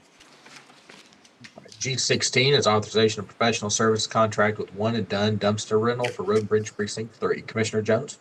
So this is the dumpster that we keep at the yard year-round and have found a cheaper contractor.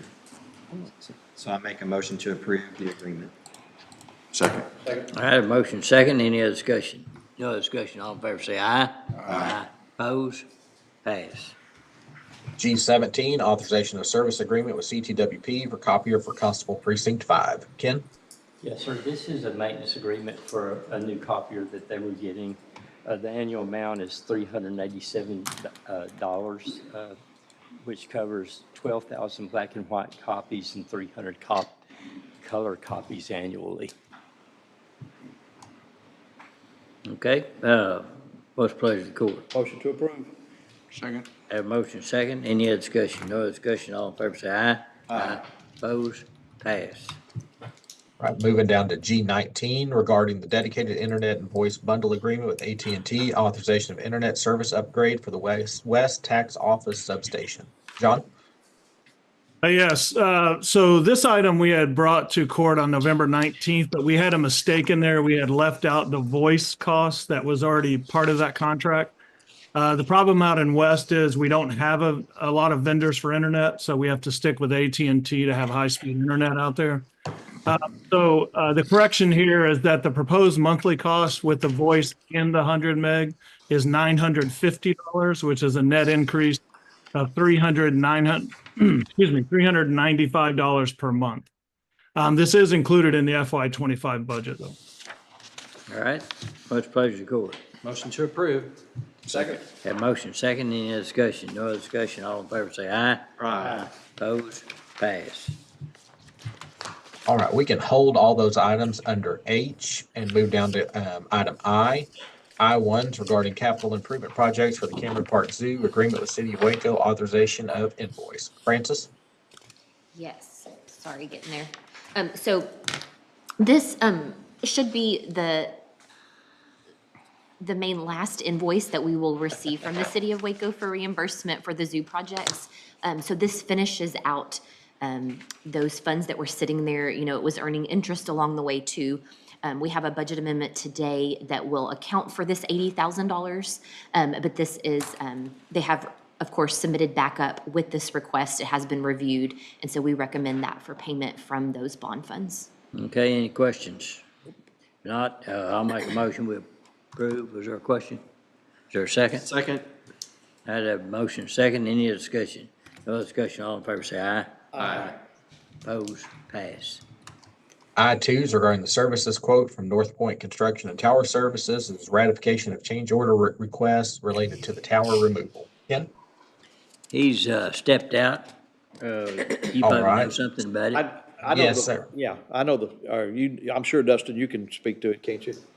Yes, sir. So there were, the piers on the demolition of the shelter at the site were much deeper than expected. And so we were able to work with North Point. The initial quote was around $15,000 to bring a third party in to do the work.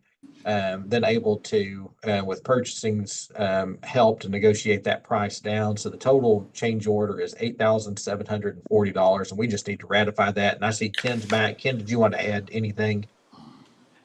No, that's it. I will make this statement that, yes, we needed this budget amendment, but they did damage some things during cleanup here. And so they had submitted an invoice, and I'm deducting a 5% retainage on their invoice to pay for the things that they damaged. I wanted you to let you know that was going on. That's adequate to cover? Yes, I believe so. They should have the people repairing the fence there right now. And then we had, there's 2 vaults there that are, I believe it's our fiber that runs to the base is in that they damaged, and it's going to be about 30 days for them to get the stuff to repair those vaults. So, but I wanted to share that with. So that was fiber connected to one of the communication devices at the actually top, ran so it's through- not being used anyway, so. Well, yes. It's weird. One Okay. of the boxes, I believe, is an AT&T box, and one is Astound. Okay. And it looks like they ran cable over to the AT&T box. No, to the Astound box, and then jumped over to the AT&T box to run into the building. Okay. Okay. All right, so sound like you got it covered. Any other questions from the court? Motion to approve the ratification of the change order. Second. I have a motion second, any discussion? No other discussion, all in favor say aye. Aye. Opposed, pass. I-3 is regarding the Justice of the Peace Precinct 5 Office Edition fee proposal from CPNY. This is invoice for October 2024 services at JP5. It totals $8,157. It's been reviewed and recommended for approval. All right. Motion to approve. Okay. Second. Have a motion second, any other discussion? No other discussion, all in favor say aye. Aye. Opposed, pass. I-4 is regarding the Information Technology Building Roof Systems Overlay proposal from Clark Roofing, authorization of application for payment number 1, final. Ken? Oh.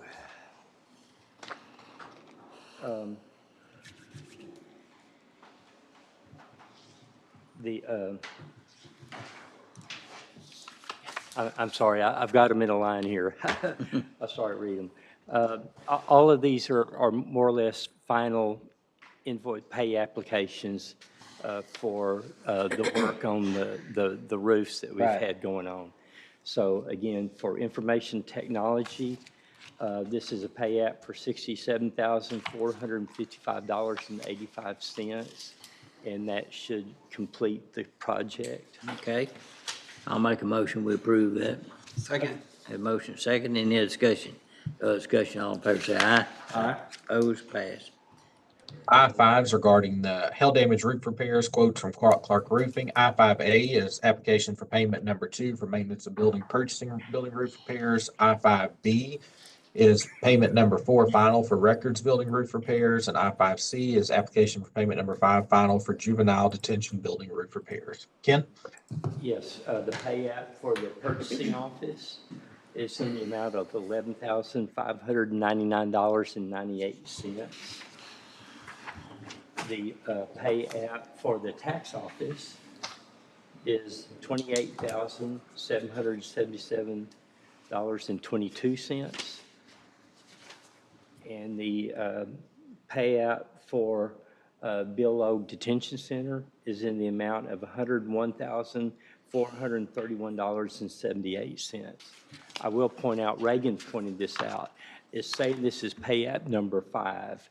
Well, they had sent me something on a pay app number 4 that was actually to finish the original amount contracted for that. But then they ran into some issues on needing some repairs other than what had been contracted for, is around curbs. And y'all approved a change order for that. So when they did the change order, they included that in a pay app that they called pay app number 5, which is a completion of the original contract plus the change order amount, and that's the $101,431.78. Okay, I don't know if I followed all that, but I trust you and Reagan to straighten it all out. And under items I5A, B, and C, it's been reviewed and recommended for payments. Okay, I'll make a motion, we do all those. Second. Have a motion second. Any other discussion? No other discussion. All in favor say aye. Aye. Opposed? Pass. I6 is regarding Chapel Road improvements, agreement with Kasperian Underground doing business as H&B Contractors, authorization of application for payment number 10. Zane? Zane stepped out. Okay, I can do that one. This payment number 10 totals $856,421.33.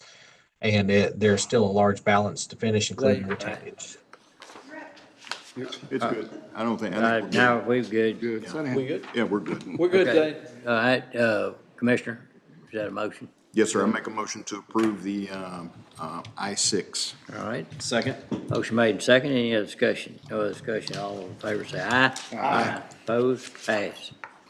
I7 is regarding roof assembly replacement and new installation process consulting services for Highway 6, agreement with Childress Engineering, authorization of extra inspection costs. TJ? Yes, good morning, everyone. Morning. So this is the original inspection and construction document fee from Childress. We have asked them to come back and do an additional inspection just based off of the weather pattern that we had during the project itself. We want to make sure that all the material was put down properly. So we're asking for the court's approval to do so. All right, any questions? Not, is there a motion to approve? So, second. Motion made and second. Any other discussion? No other discussion. All in favor say aye. Aye. Opposed? Pass. Judge, do we want to do the budget amendments before we take a break and go into executive session, or do we need to break now? Let's, it won't take long to do the budget amendments, right? I can talk fast. I remember we've been here a long time, we're kind of anxious to break. I feel you. If you'll move as fast and efficiently as possible. J1s regarding the FY24 budget. Francis? Okay, so we have two for 2024. So they are J1A and J1B. J1A is just for the general fund, so there are multiple line items that things occurred during the year that we didn't know when the budget was adopted, but we are cleaning those lines up after the fact. And then you can see the lines below the decreases where we are moving from. Any questions, let me know. And then J1B, similar, but just for our special revenue funds. So Fund 15, 125, and 265. And so also cleaning up those line items for 2024 by moving from other lines within those funds. And I can go ahead and we can just approve all at once. I'll move on to J2. So these are for 2025. So J2A, this is general fund, countywide road and bridge. And this is a request, or we are requesting just to allocate the funds from the main infrastructure line into a line with a project specific to Fern Valley. And so this covers the engineering cost related to that project. J2B, this is general fund, countywide department, also needing to move from the contingencies line item in that department into a line item with a project specific to Old Springfield Road. And again, this is for engineering cost related to that project. J2C, this is general fund Constable 5. They are needing to replace unexpectedly their copier printer in their office. And so they are requesting to increase furniture and equipment for the amount to purchase that item. There's also an additional amount for the maintenance agreement, and Ken covered that contract earlier on the agenda. And then one other piece that they're asking to increase, and that is for software licensing. If you remember, the EDOC amounts went up after the budget was adopted this year, so there's an additional piece needed there. These are not things they budgeted for, so they are asking for those amounts to come from the contingencies in general fund. J2D, this is Fund 420, the 2020 bond, the zoo bond, related to the invoice we approved earlier. And so this is taking the remaining balance and allocating that to the education and vet complex. And we may just have a couple remaining items here as interest continues to grow a little bit month by month, but this should substantially complete those requests. J2E, this is county sheriff, specifically the jail. They're requesting to move within that department into furniture and equipment to purchase smoke detectors. J2F, general fund tax office. This is related also to another item earlier this morning, and it was the request to repair their door access system. And so this spreads the funds between the two departments into repair and maintenance and software licensing for that project. And they are asking from contingencies as well. That was not part of the original budget. J2G, General Fund, Road and Bridge Precinct 1, requesting to move within that department into other services and charges to cover some rental fees and some repairs for the year. And J2H, General Fund, Road and Bridge 4, also requesting to move within their department, but into professional development to cover some cost for employee training for this current year.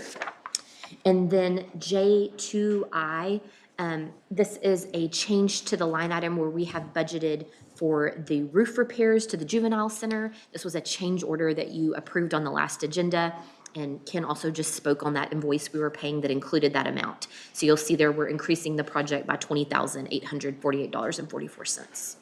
All right, any questions for Francis? Motion to approve J1A through J2I. Second. Motion made, second. Any other discussion? No other discussion. All in favor say aye. Aye. Opposed?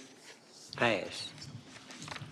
Okay, I guess, Dustin, we'll go into a 10-minute break and come back and go into executive session. Sounds good. Thank you. Recording stopped.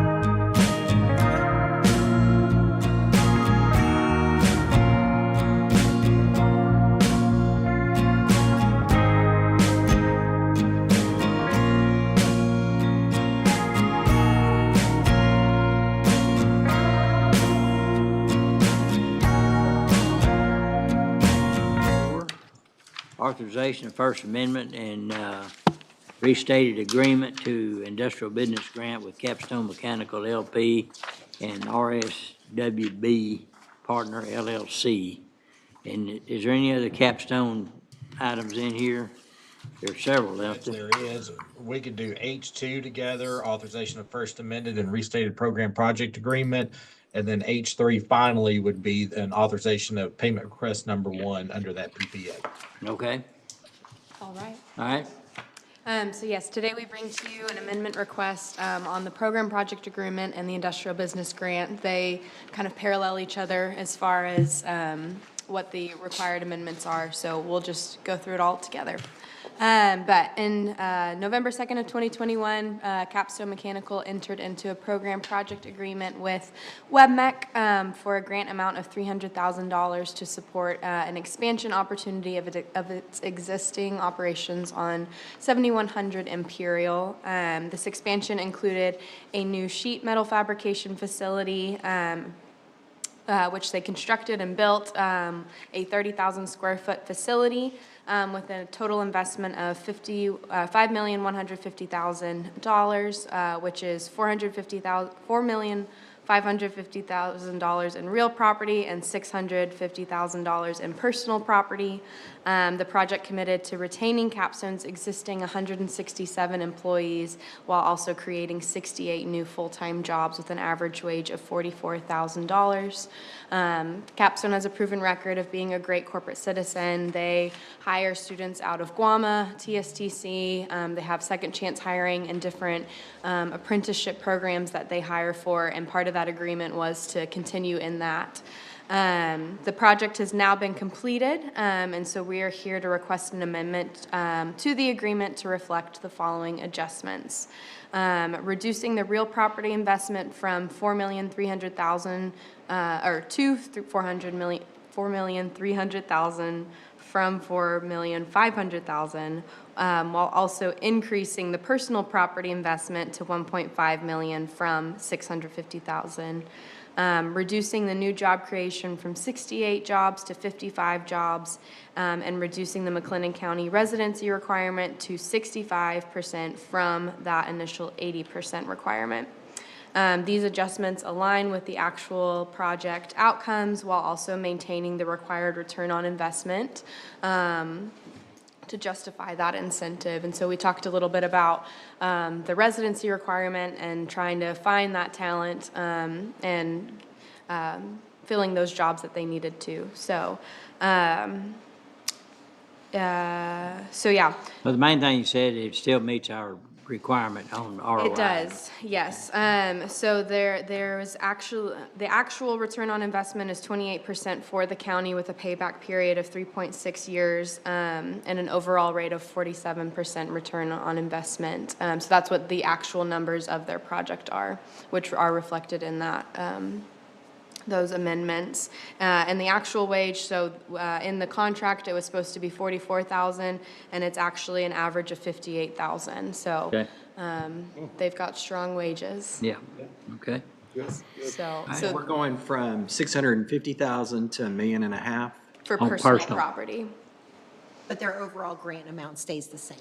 Correct, yes, so $300,000 grant. Okay, They're sorry just about that. investing more. Misread. Yeah. Yeah. Looks Okay, good. all right. What's the pleasure of the court? Motion to approve. So, second. Motion made and second. Any other discussion? No other discussion. All in favor say aye. Aye. Opposed, pass. All right, and did that include the payment request? And it was, county's portion of that was $150,000 under item H3. Yes, yeah, we now are requesting a payment on that incentive amount. So $150,000 from the county. Motion to approve the payment request. Second. All right, motion made and second. Any other discussion? No other discussion. All in favor say aye. Aye. Opposed, pass. All right, Chris, we'll go on to Envasis if that's okay. That's great. G13 is authorization of first amended and restated business grant agreement with Envasis. H4 is the amendment to the program project agreement, and H5 is going to be a payment request number 2. So what you have before you in the 3 items Dustin called out is amendments to both program project agreement and industrial business grants, extending the certificate of occupancy deadline in both agreements from December 1st, 2021 to December 1st, 2024.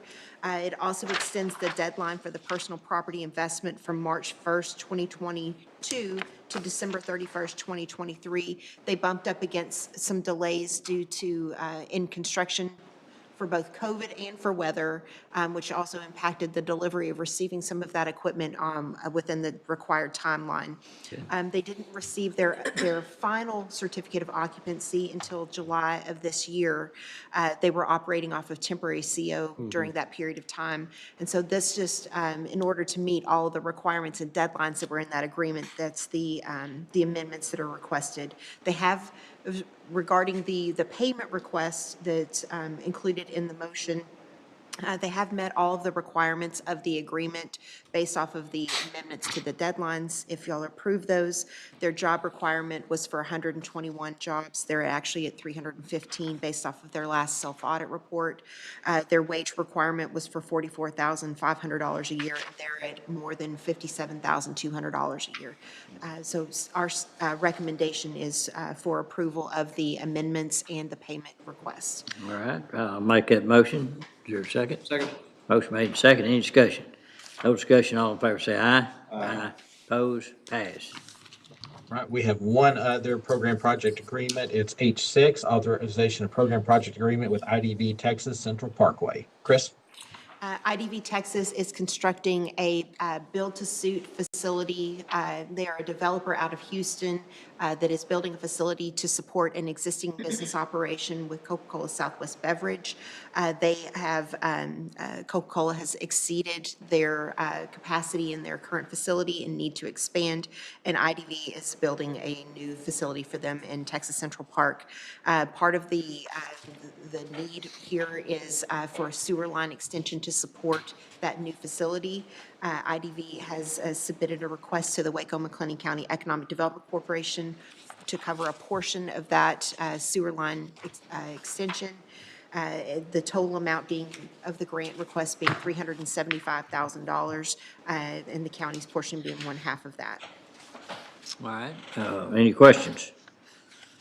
What's the pleasure of the court? Motion to approve the program project agreement with IDV Texas Central Parkway LLC. All right, I'll second. Any other discussion? No other discussion. All in favor say aye. Aye. Opposed? Pass. H1 is approval of Waco-McLennan County Economic Development Corporation Program Standards and Guidelines. Right. Thank you, Justin. We, serving as administrators for the Economic Development Corporation, have recently gone through the operating documents. At a future Commissioners Court, will bring to you a proposed amendment to the bylaws, but for the purpose of today's discussion, will be specifically to the interlocal agreement and the program standards and guidelines. First would be amending section 2.1, the wage requirements and qualifications, which are currently set at $15 an hour for all jobs to qualify, and a minimum $17.50 per hour for all jobs. The requested amendment there is to move that to $25 per hour for all jobs and $30 per hour as an average for all jobs across the board. Section 2.3 is to revise the residency requirement, which currently sits at 80% of the employees must reside in McLennan County and 40% within the city of Waco. Our recommendation is to eliminate that requirement and revise the language to use best for employers to use best efforts to hire from Waco-McLennan County, with a requirement for them to host job fairs in partnership with Workforce Solutions for the Heart of Texas. It has become harder for employers to look at a very specific geography as they're looking for talent. And so the idea there is to give the employers flexibility, knowing that those individuals, the largest pool of those individuals are within our community. And then 2.4 is to revise the health insurance coverage requirements for employers. It currently sits at that the benefits have to be comparable to those by the city or the county. This is tightening up that language, but also providing some clarity there, which allows the requirement in establishing a minimum employer premium participation of 75% for all employees. And then the last piece is some inclusion of language to ensure that the companies that the city and the county are investing in will be reinvesting back into economic development. So requiring them to participate in the public-private partnership of the Greater Waco Chamber of Commerce for economic development funding. Any questions? All right, what's the pleasure of the court? Motion to approve H1. Second. I have motion and second. Any other discussion? No discussion. All in favor say aye. Aye. Opposed? Pass.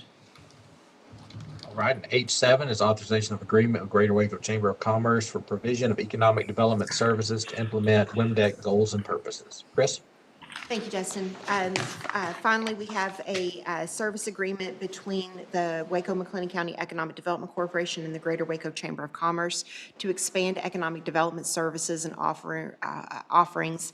This enhanced services would allow the chamber to add at least 2 additional employees for business recruitment, project management, and responsiveness for economic development purposes. Would allow us to expand our marketing initiatives both domestically and internationally to be more proactive in advancing Waco and McLennan County as a great location for business opportunities and growth.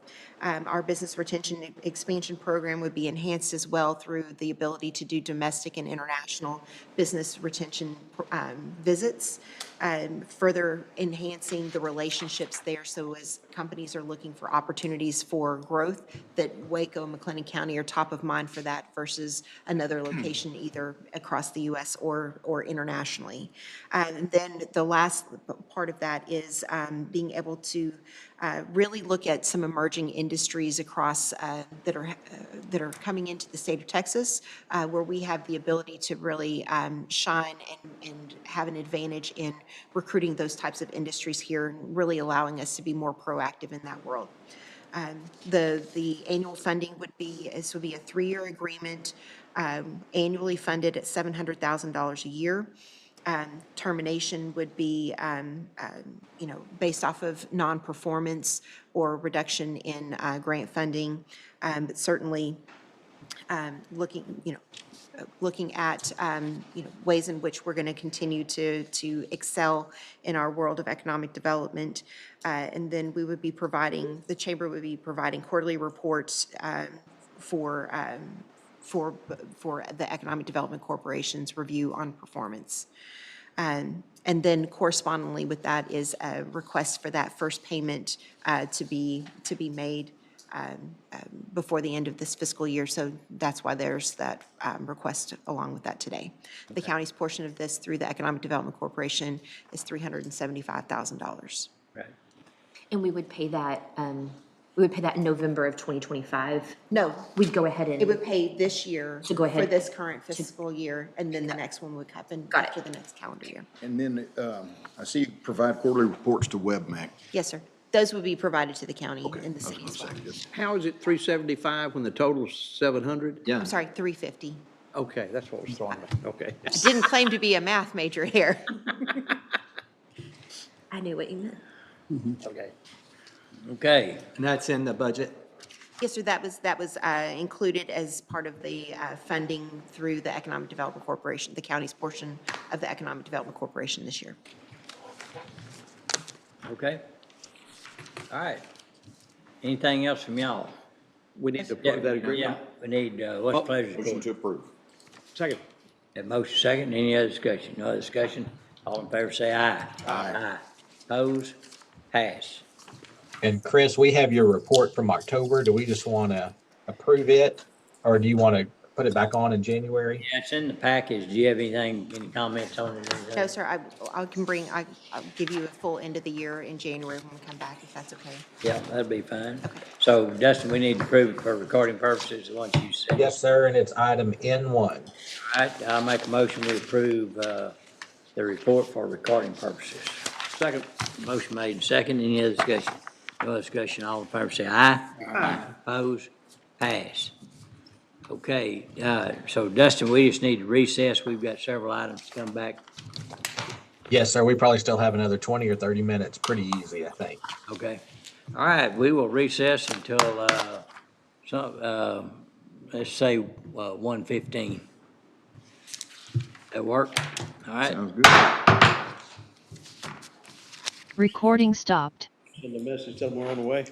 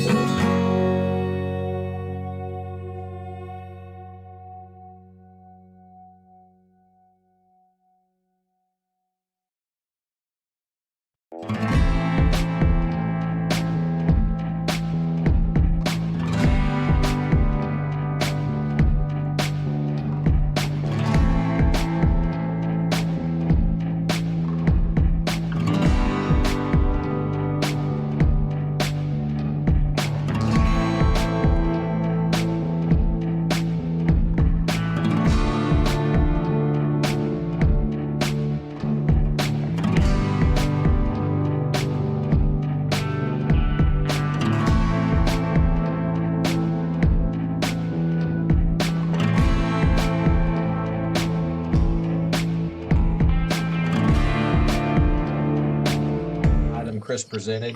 This is the $350,000 from the county through the WIMDEC funding for the expanded economic development services.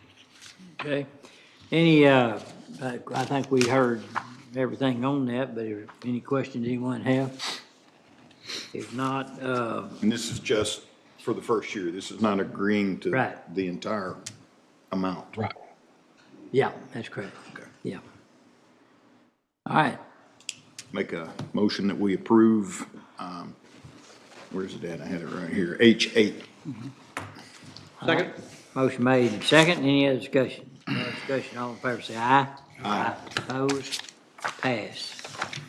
All right, we can move down to item L2 regarding the Office of the Governor, Public Safety Office, acceptance of grant awards. L2A is regarding the body worn camera grant program for the Sheriff's Office. I'd like to call on Major Ives. So we were granted the award for the body worn camera through the Office of the Governor in the amount of $69,501.79. This was budgeted for in our capital outlay for FY '25 in the amount of $112,961 to implement those body cameras for our patrol division, because we did not know if the state was going to provide those grant funds for this project, which they now have provided some partial funding for this program. It is through the state. It is a 12-month program, and there is a 25% match. So the total amount of the project would be $92,669.45, of which the state will cover $69,501.79. All right, any questions? All the investigators in the hat. All right, what's the pleasure of the court? Move to approve. All right. Second. Have a motion second, any other discussion? No discussion, all in favor say aye. Aye. Opposed, pass. Thank you. L2B regarding state and local cybersecurity grant program for information technology. John? Yes, this is, excuse me, this item is to just accept the grant from the state through DHS, and it's $118,601.28 with a cash match for the county of $16,472.40. And this is in the budget, more than this, so we have plenty of money to cover this. Okay. All right, any questions? All right, I'll make a motion, we approve. Second. Motion made and second, any other discussion? No other discussion, all in favor say aye. Aye. Opposed, pass. All right, moving on to item M, Department Office Specific Requests. M1 is County Treasurer. M1A is Annual Review and Approval of McLennan County Investment Policy, and M1B is Annual Adoption of Authorized Brokers. And Judge, does Bill happen to be in court? He is not here, but I know that they reviewed the policy. He asked Mike Dixon if there were any changes that were recommended, and I think came back that there was no need. And plus, he's in the report or in the documentation, it shows the Appendix C was updated, and there's no questions, entertain a motion to approve. Move to approve M1A and M1B. Yeah. Second. All right, M1A and M1B. Yes, sir. All right, no questions. All in favor say aye. Aye. Opposed, pass. M2, County Auditor, Authorization of McLennan County Policies. And Francis, I'll read all three of these in. M2A is regarding McLennan County Travel Policy. M2B is the Budget Amendment Policy, and M2C is the Capital Asset Policy. And so these are policies that we're requesting to be updated. The budget amendment policy is new. We've never had one of those, but travel and asset, wanting to update those. We've talked about those a couple of times last at the retreat, so there was no action taken. But we modernized the wording, added some things here and there in the travel and the asset policy, but I wanted to just cover the major changes just to refresh our memories. So the travel policy, where we ended our conversation at the retreat, it seemed like everyone was in favor of a per diem meal amount of $17 a meal. So that's $51 a day. So that's a change from the $12.50 a meal. And so we would pay that per diem no matter what. It wouldn't matter if there were meals included where they were or if they ate or didn't. And so I think that keeps it pure to the definition of per diem. And so that is the major change in the travel policy. In that capital asset policy, that policy, a lot of that is just, that stems from accounting standards, how we have to capitalize and keep track of assets. But the one piece that we talked about at the retreat was the controlled assets. So those are assets that you all agree that we should monitor, tag, that we think are risky enough that we do want to track those. They're not assets that we would capitalize. So I think, let me remember what page that is on. So on the bottom of page 3 of that asset policy, we have that revised listing of those items. Controlled assets? Yes, controlled assets, yes, sir. So the printers, copiers, or scanners, we previously had, a threshold of $500 or more that we tagged and monitored those. We'd like to increase that to $1,000. And so what that will do was eliminate a lot of these desktop printers that don't last a long time anyway. They're replaced frequently. Again, not high risk. They don't store information on the unit itself. The other one that had the threshold that we wanted to change was monitors and TVs. And so I had thrown out, like, just for discussion, that $1,000 threshold at the retreat. I think we determined that may be a little bit too high. And so I've brought that down to $250. And I think looking at the purchases we make, what that's gonna do, that's gonna take off all of these desktop monitors that are $100, $150. And again, low risk, they're replaced frequently. They don't store information on them, of course. And John Carter has agreed with me that that's probably a good way to proceed. That's your call. We can always track those if you want us to. But I felt like the $250 threshold there would probably be a good way to proceed. Of course, that doesn't mean that we don't track purchases and, do audits when necessary. It just means that's not something we would add onto an asset listing and monitor its disposal, through its life. So again, if you have any questions, any thoughts on that, let me know. All right, any questions? What's the pleasure of the court? And may I make one, Yeah. sorry, Judge. If you do approve these three today, I would recommend we say that there's an effective date of January 1st, 2025, and that way Okay. we'll know when to change over to this new policies. All right. Okay, no questions. What would y'all like to do? Would all of these be effective January 1st, 2025, like travel policy?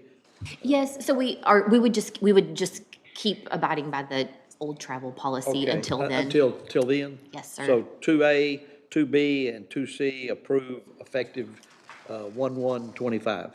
Yep. Okay, that's my motion. All right, is there a second? Second. All right, have a motion second. Any other discussion? No other discussion, all in favor say aye. Aye. Opposed? Pass. Right, we can move down to item N3, discussion and/or action regarding hosting of Area Economic Development Council meeting. There's some dates in your packet. I don't know if y'all have a preference on which date we can choose, but if we want to select a date, then we can work on a location and a program in the future. All these are open? Yeah, as of when this was sent over, so that could be subject to change, but yes, sir. They all look good to me. I don't know. Yeah, I don't care. So when's the time that we don't want to do it? I don't know. December. Yeah, okay, so take December out. I don't know, we can Why don't we just- do March and get it out of the way. Yeah, March number 1, and then give them a second one in case somebody's already got it? Yeah, pick one. Okay. September. All right. Okay, first choice is, so your motion is that we choose March 28th as our first Correct. option, and September 26th is our second option. As our backup. Yes, sir. All right. That'd be my motion. I'll make a second. All right, any other discussion? No other discussion, all in favor say aye. Aye. Opposed? Pass. N4 is acceptance of bond, statement of elected official, elected appointed officer, certificate of election, and other related documents for various elected and/or appointed county officials. This is just related to the November 5th election. We just need a motion to accept these documents. Okay, So move. all right, is there a second? Second. All right, have a motion second, any other discussion? No other discussion, all in favor say aye. Aye. Opposed? Pass. All right, we can pull item N5 with no action. All right, pull with no action. Moving on to item N6, authorization of amendments to the McLennan County Employee Policy Guide. N6A is regarding section 2.07, expectations of conduct, subsection A, unacceptable employee conduct, and N6B is regarding section 16.10, accident response, reporting, and investigation, subsection B, vehicular accidents. Anna? Yes, thanks, Dustin. I have here, this is just a part of our HR's annual review of our employee policy guide. We identified two policies that could benefit from some revision. One of them, the first one, which is 2.07, expectations of conduct. We just expanded the nouns there under a bullet about behavior that's discourteous or abusive towards superiors rather than just limited to superiors, we threw in employees, vendors, or customers, because we of course want to also deter employees from conducting themselves in an offensive way towards those individuals as well. And then regarding section 1610, accident response, we just offered additional detail or guidance on when proper law enforcement agency should be contacted post-accident. And so we just offered those examples there as a part of that policy. Okay. Any questions? Would this be effective immediately, or when would this be effective, Anna? That would be effective today. Today, okay. All right, any questions? Not, what's the pleasure? Motion to approve N6. Second. All right, I have a motion second. Any other discussion? No other discussion. All in favor say aye. Aye. Opposed? Pass. Thank you. N7 is authorizations regarding the McLennan County Christmas event. TJ? Yes, so this is just ratification of the expenditures as well as a couple of donations that we had along the way, Trinity Services and of course the barbecue fundraiser. And then N7A is ratification of the amendment to Chick-fil-A's contract since we had to swap the date around. So we've reviewed these, everything's great. We recommend it for approval through the court. Okay. Any questions? Not, what's the pleasure of the court? Move to approve N7. All right. Yeah, N7A. I'm sorry. And N7A, is that right? Yes, sir. Thank you. N7 and N7A. Second. Yeah. All right, is that a second? Okay. Motion second, any other discussion? No other discussion, all in favor say aye. Aye. Opposed? Pass. All right, moving on to item N8 regarding the McLennan County Local Provider Participation Fund. N8A is authorization of intergovernmental transfers of fund. This is through the Hospital Augmented Reimbursement Program, HARP, and N8B is an IGT through the Medicaid Managed Care Aligning Technology by linking interoperable systems for client health outcomes program. Heather? Yes, sir. That's such a mouthful. Yeah. The first one is for the HARP 2025 federal fiscal year first half, and it has a due date of Monday, January 6th, with a settlement date of Tuesday, January 7th. And the second, as Dustin said, is the Atlas program, again, federal fiscal year 2025 first half, and it also has a due date, of Tuesday, January 7th, and a settlement date of Wednesday, January 8th. And we're requesting to IGT up to the balance in the LPPF on the day of transfer. All right, any questions? Will's not here to make the motion, so I'll make the motion. Second. Have a motion and second, any other discussion? No other discussion, all in favor say aye. Aye. Opposed? Pass. Thank you. And Judge, I know we skipped around a lot, but that should be all the action items. If we can just confirm with Mercedes. I do want to Yes. go back and make one correction. Do you have anything? No. On N6, I think I need to amend my motion to include N6, N6A, and N6B. Oh, I see what you're saying. Okay. Well, Okay, yeah, you made the motion? Yes, sir. Okay, I made the second. Just need- Second. Commissioner Smith? Okay. Would you amend your second, sir? I will. all right, we have amended, motion and amended second. If no questions, all in favor say aye. Aye. Opposed? Pass. Question. Yeah. I-6, did we cover I-6? I just forgot to check it off my list. One moment. We did cover it. Casparian? Okay, that's one, okay, I just. All right. Anything else to come before the court? All right, if not, we stand adjourned.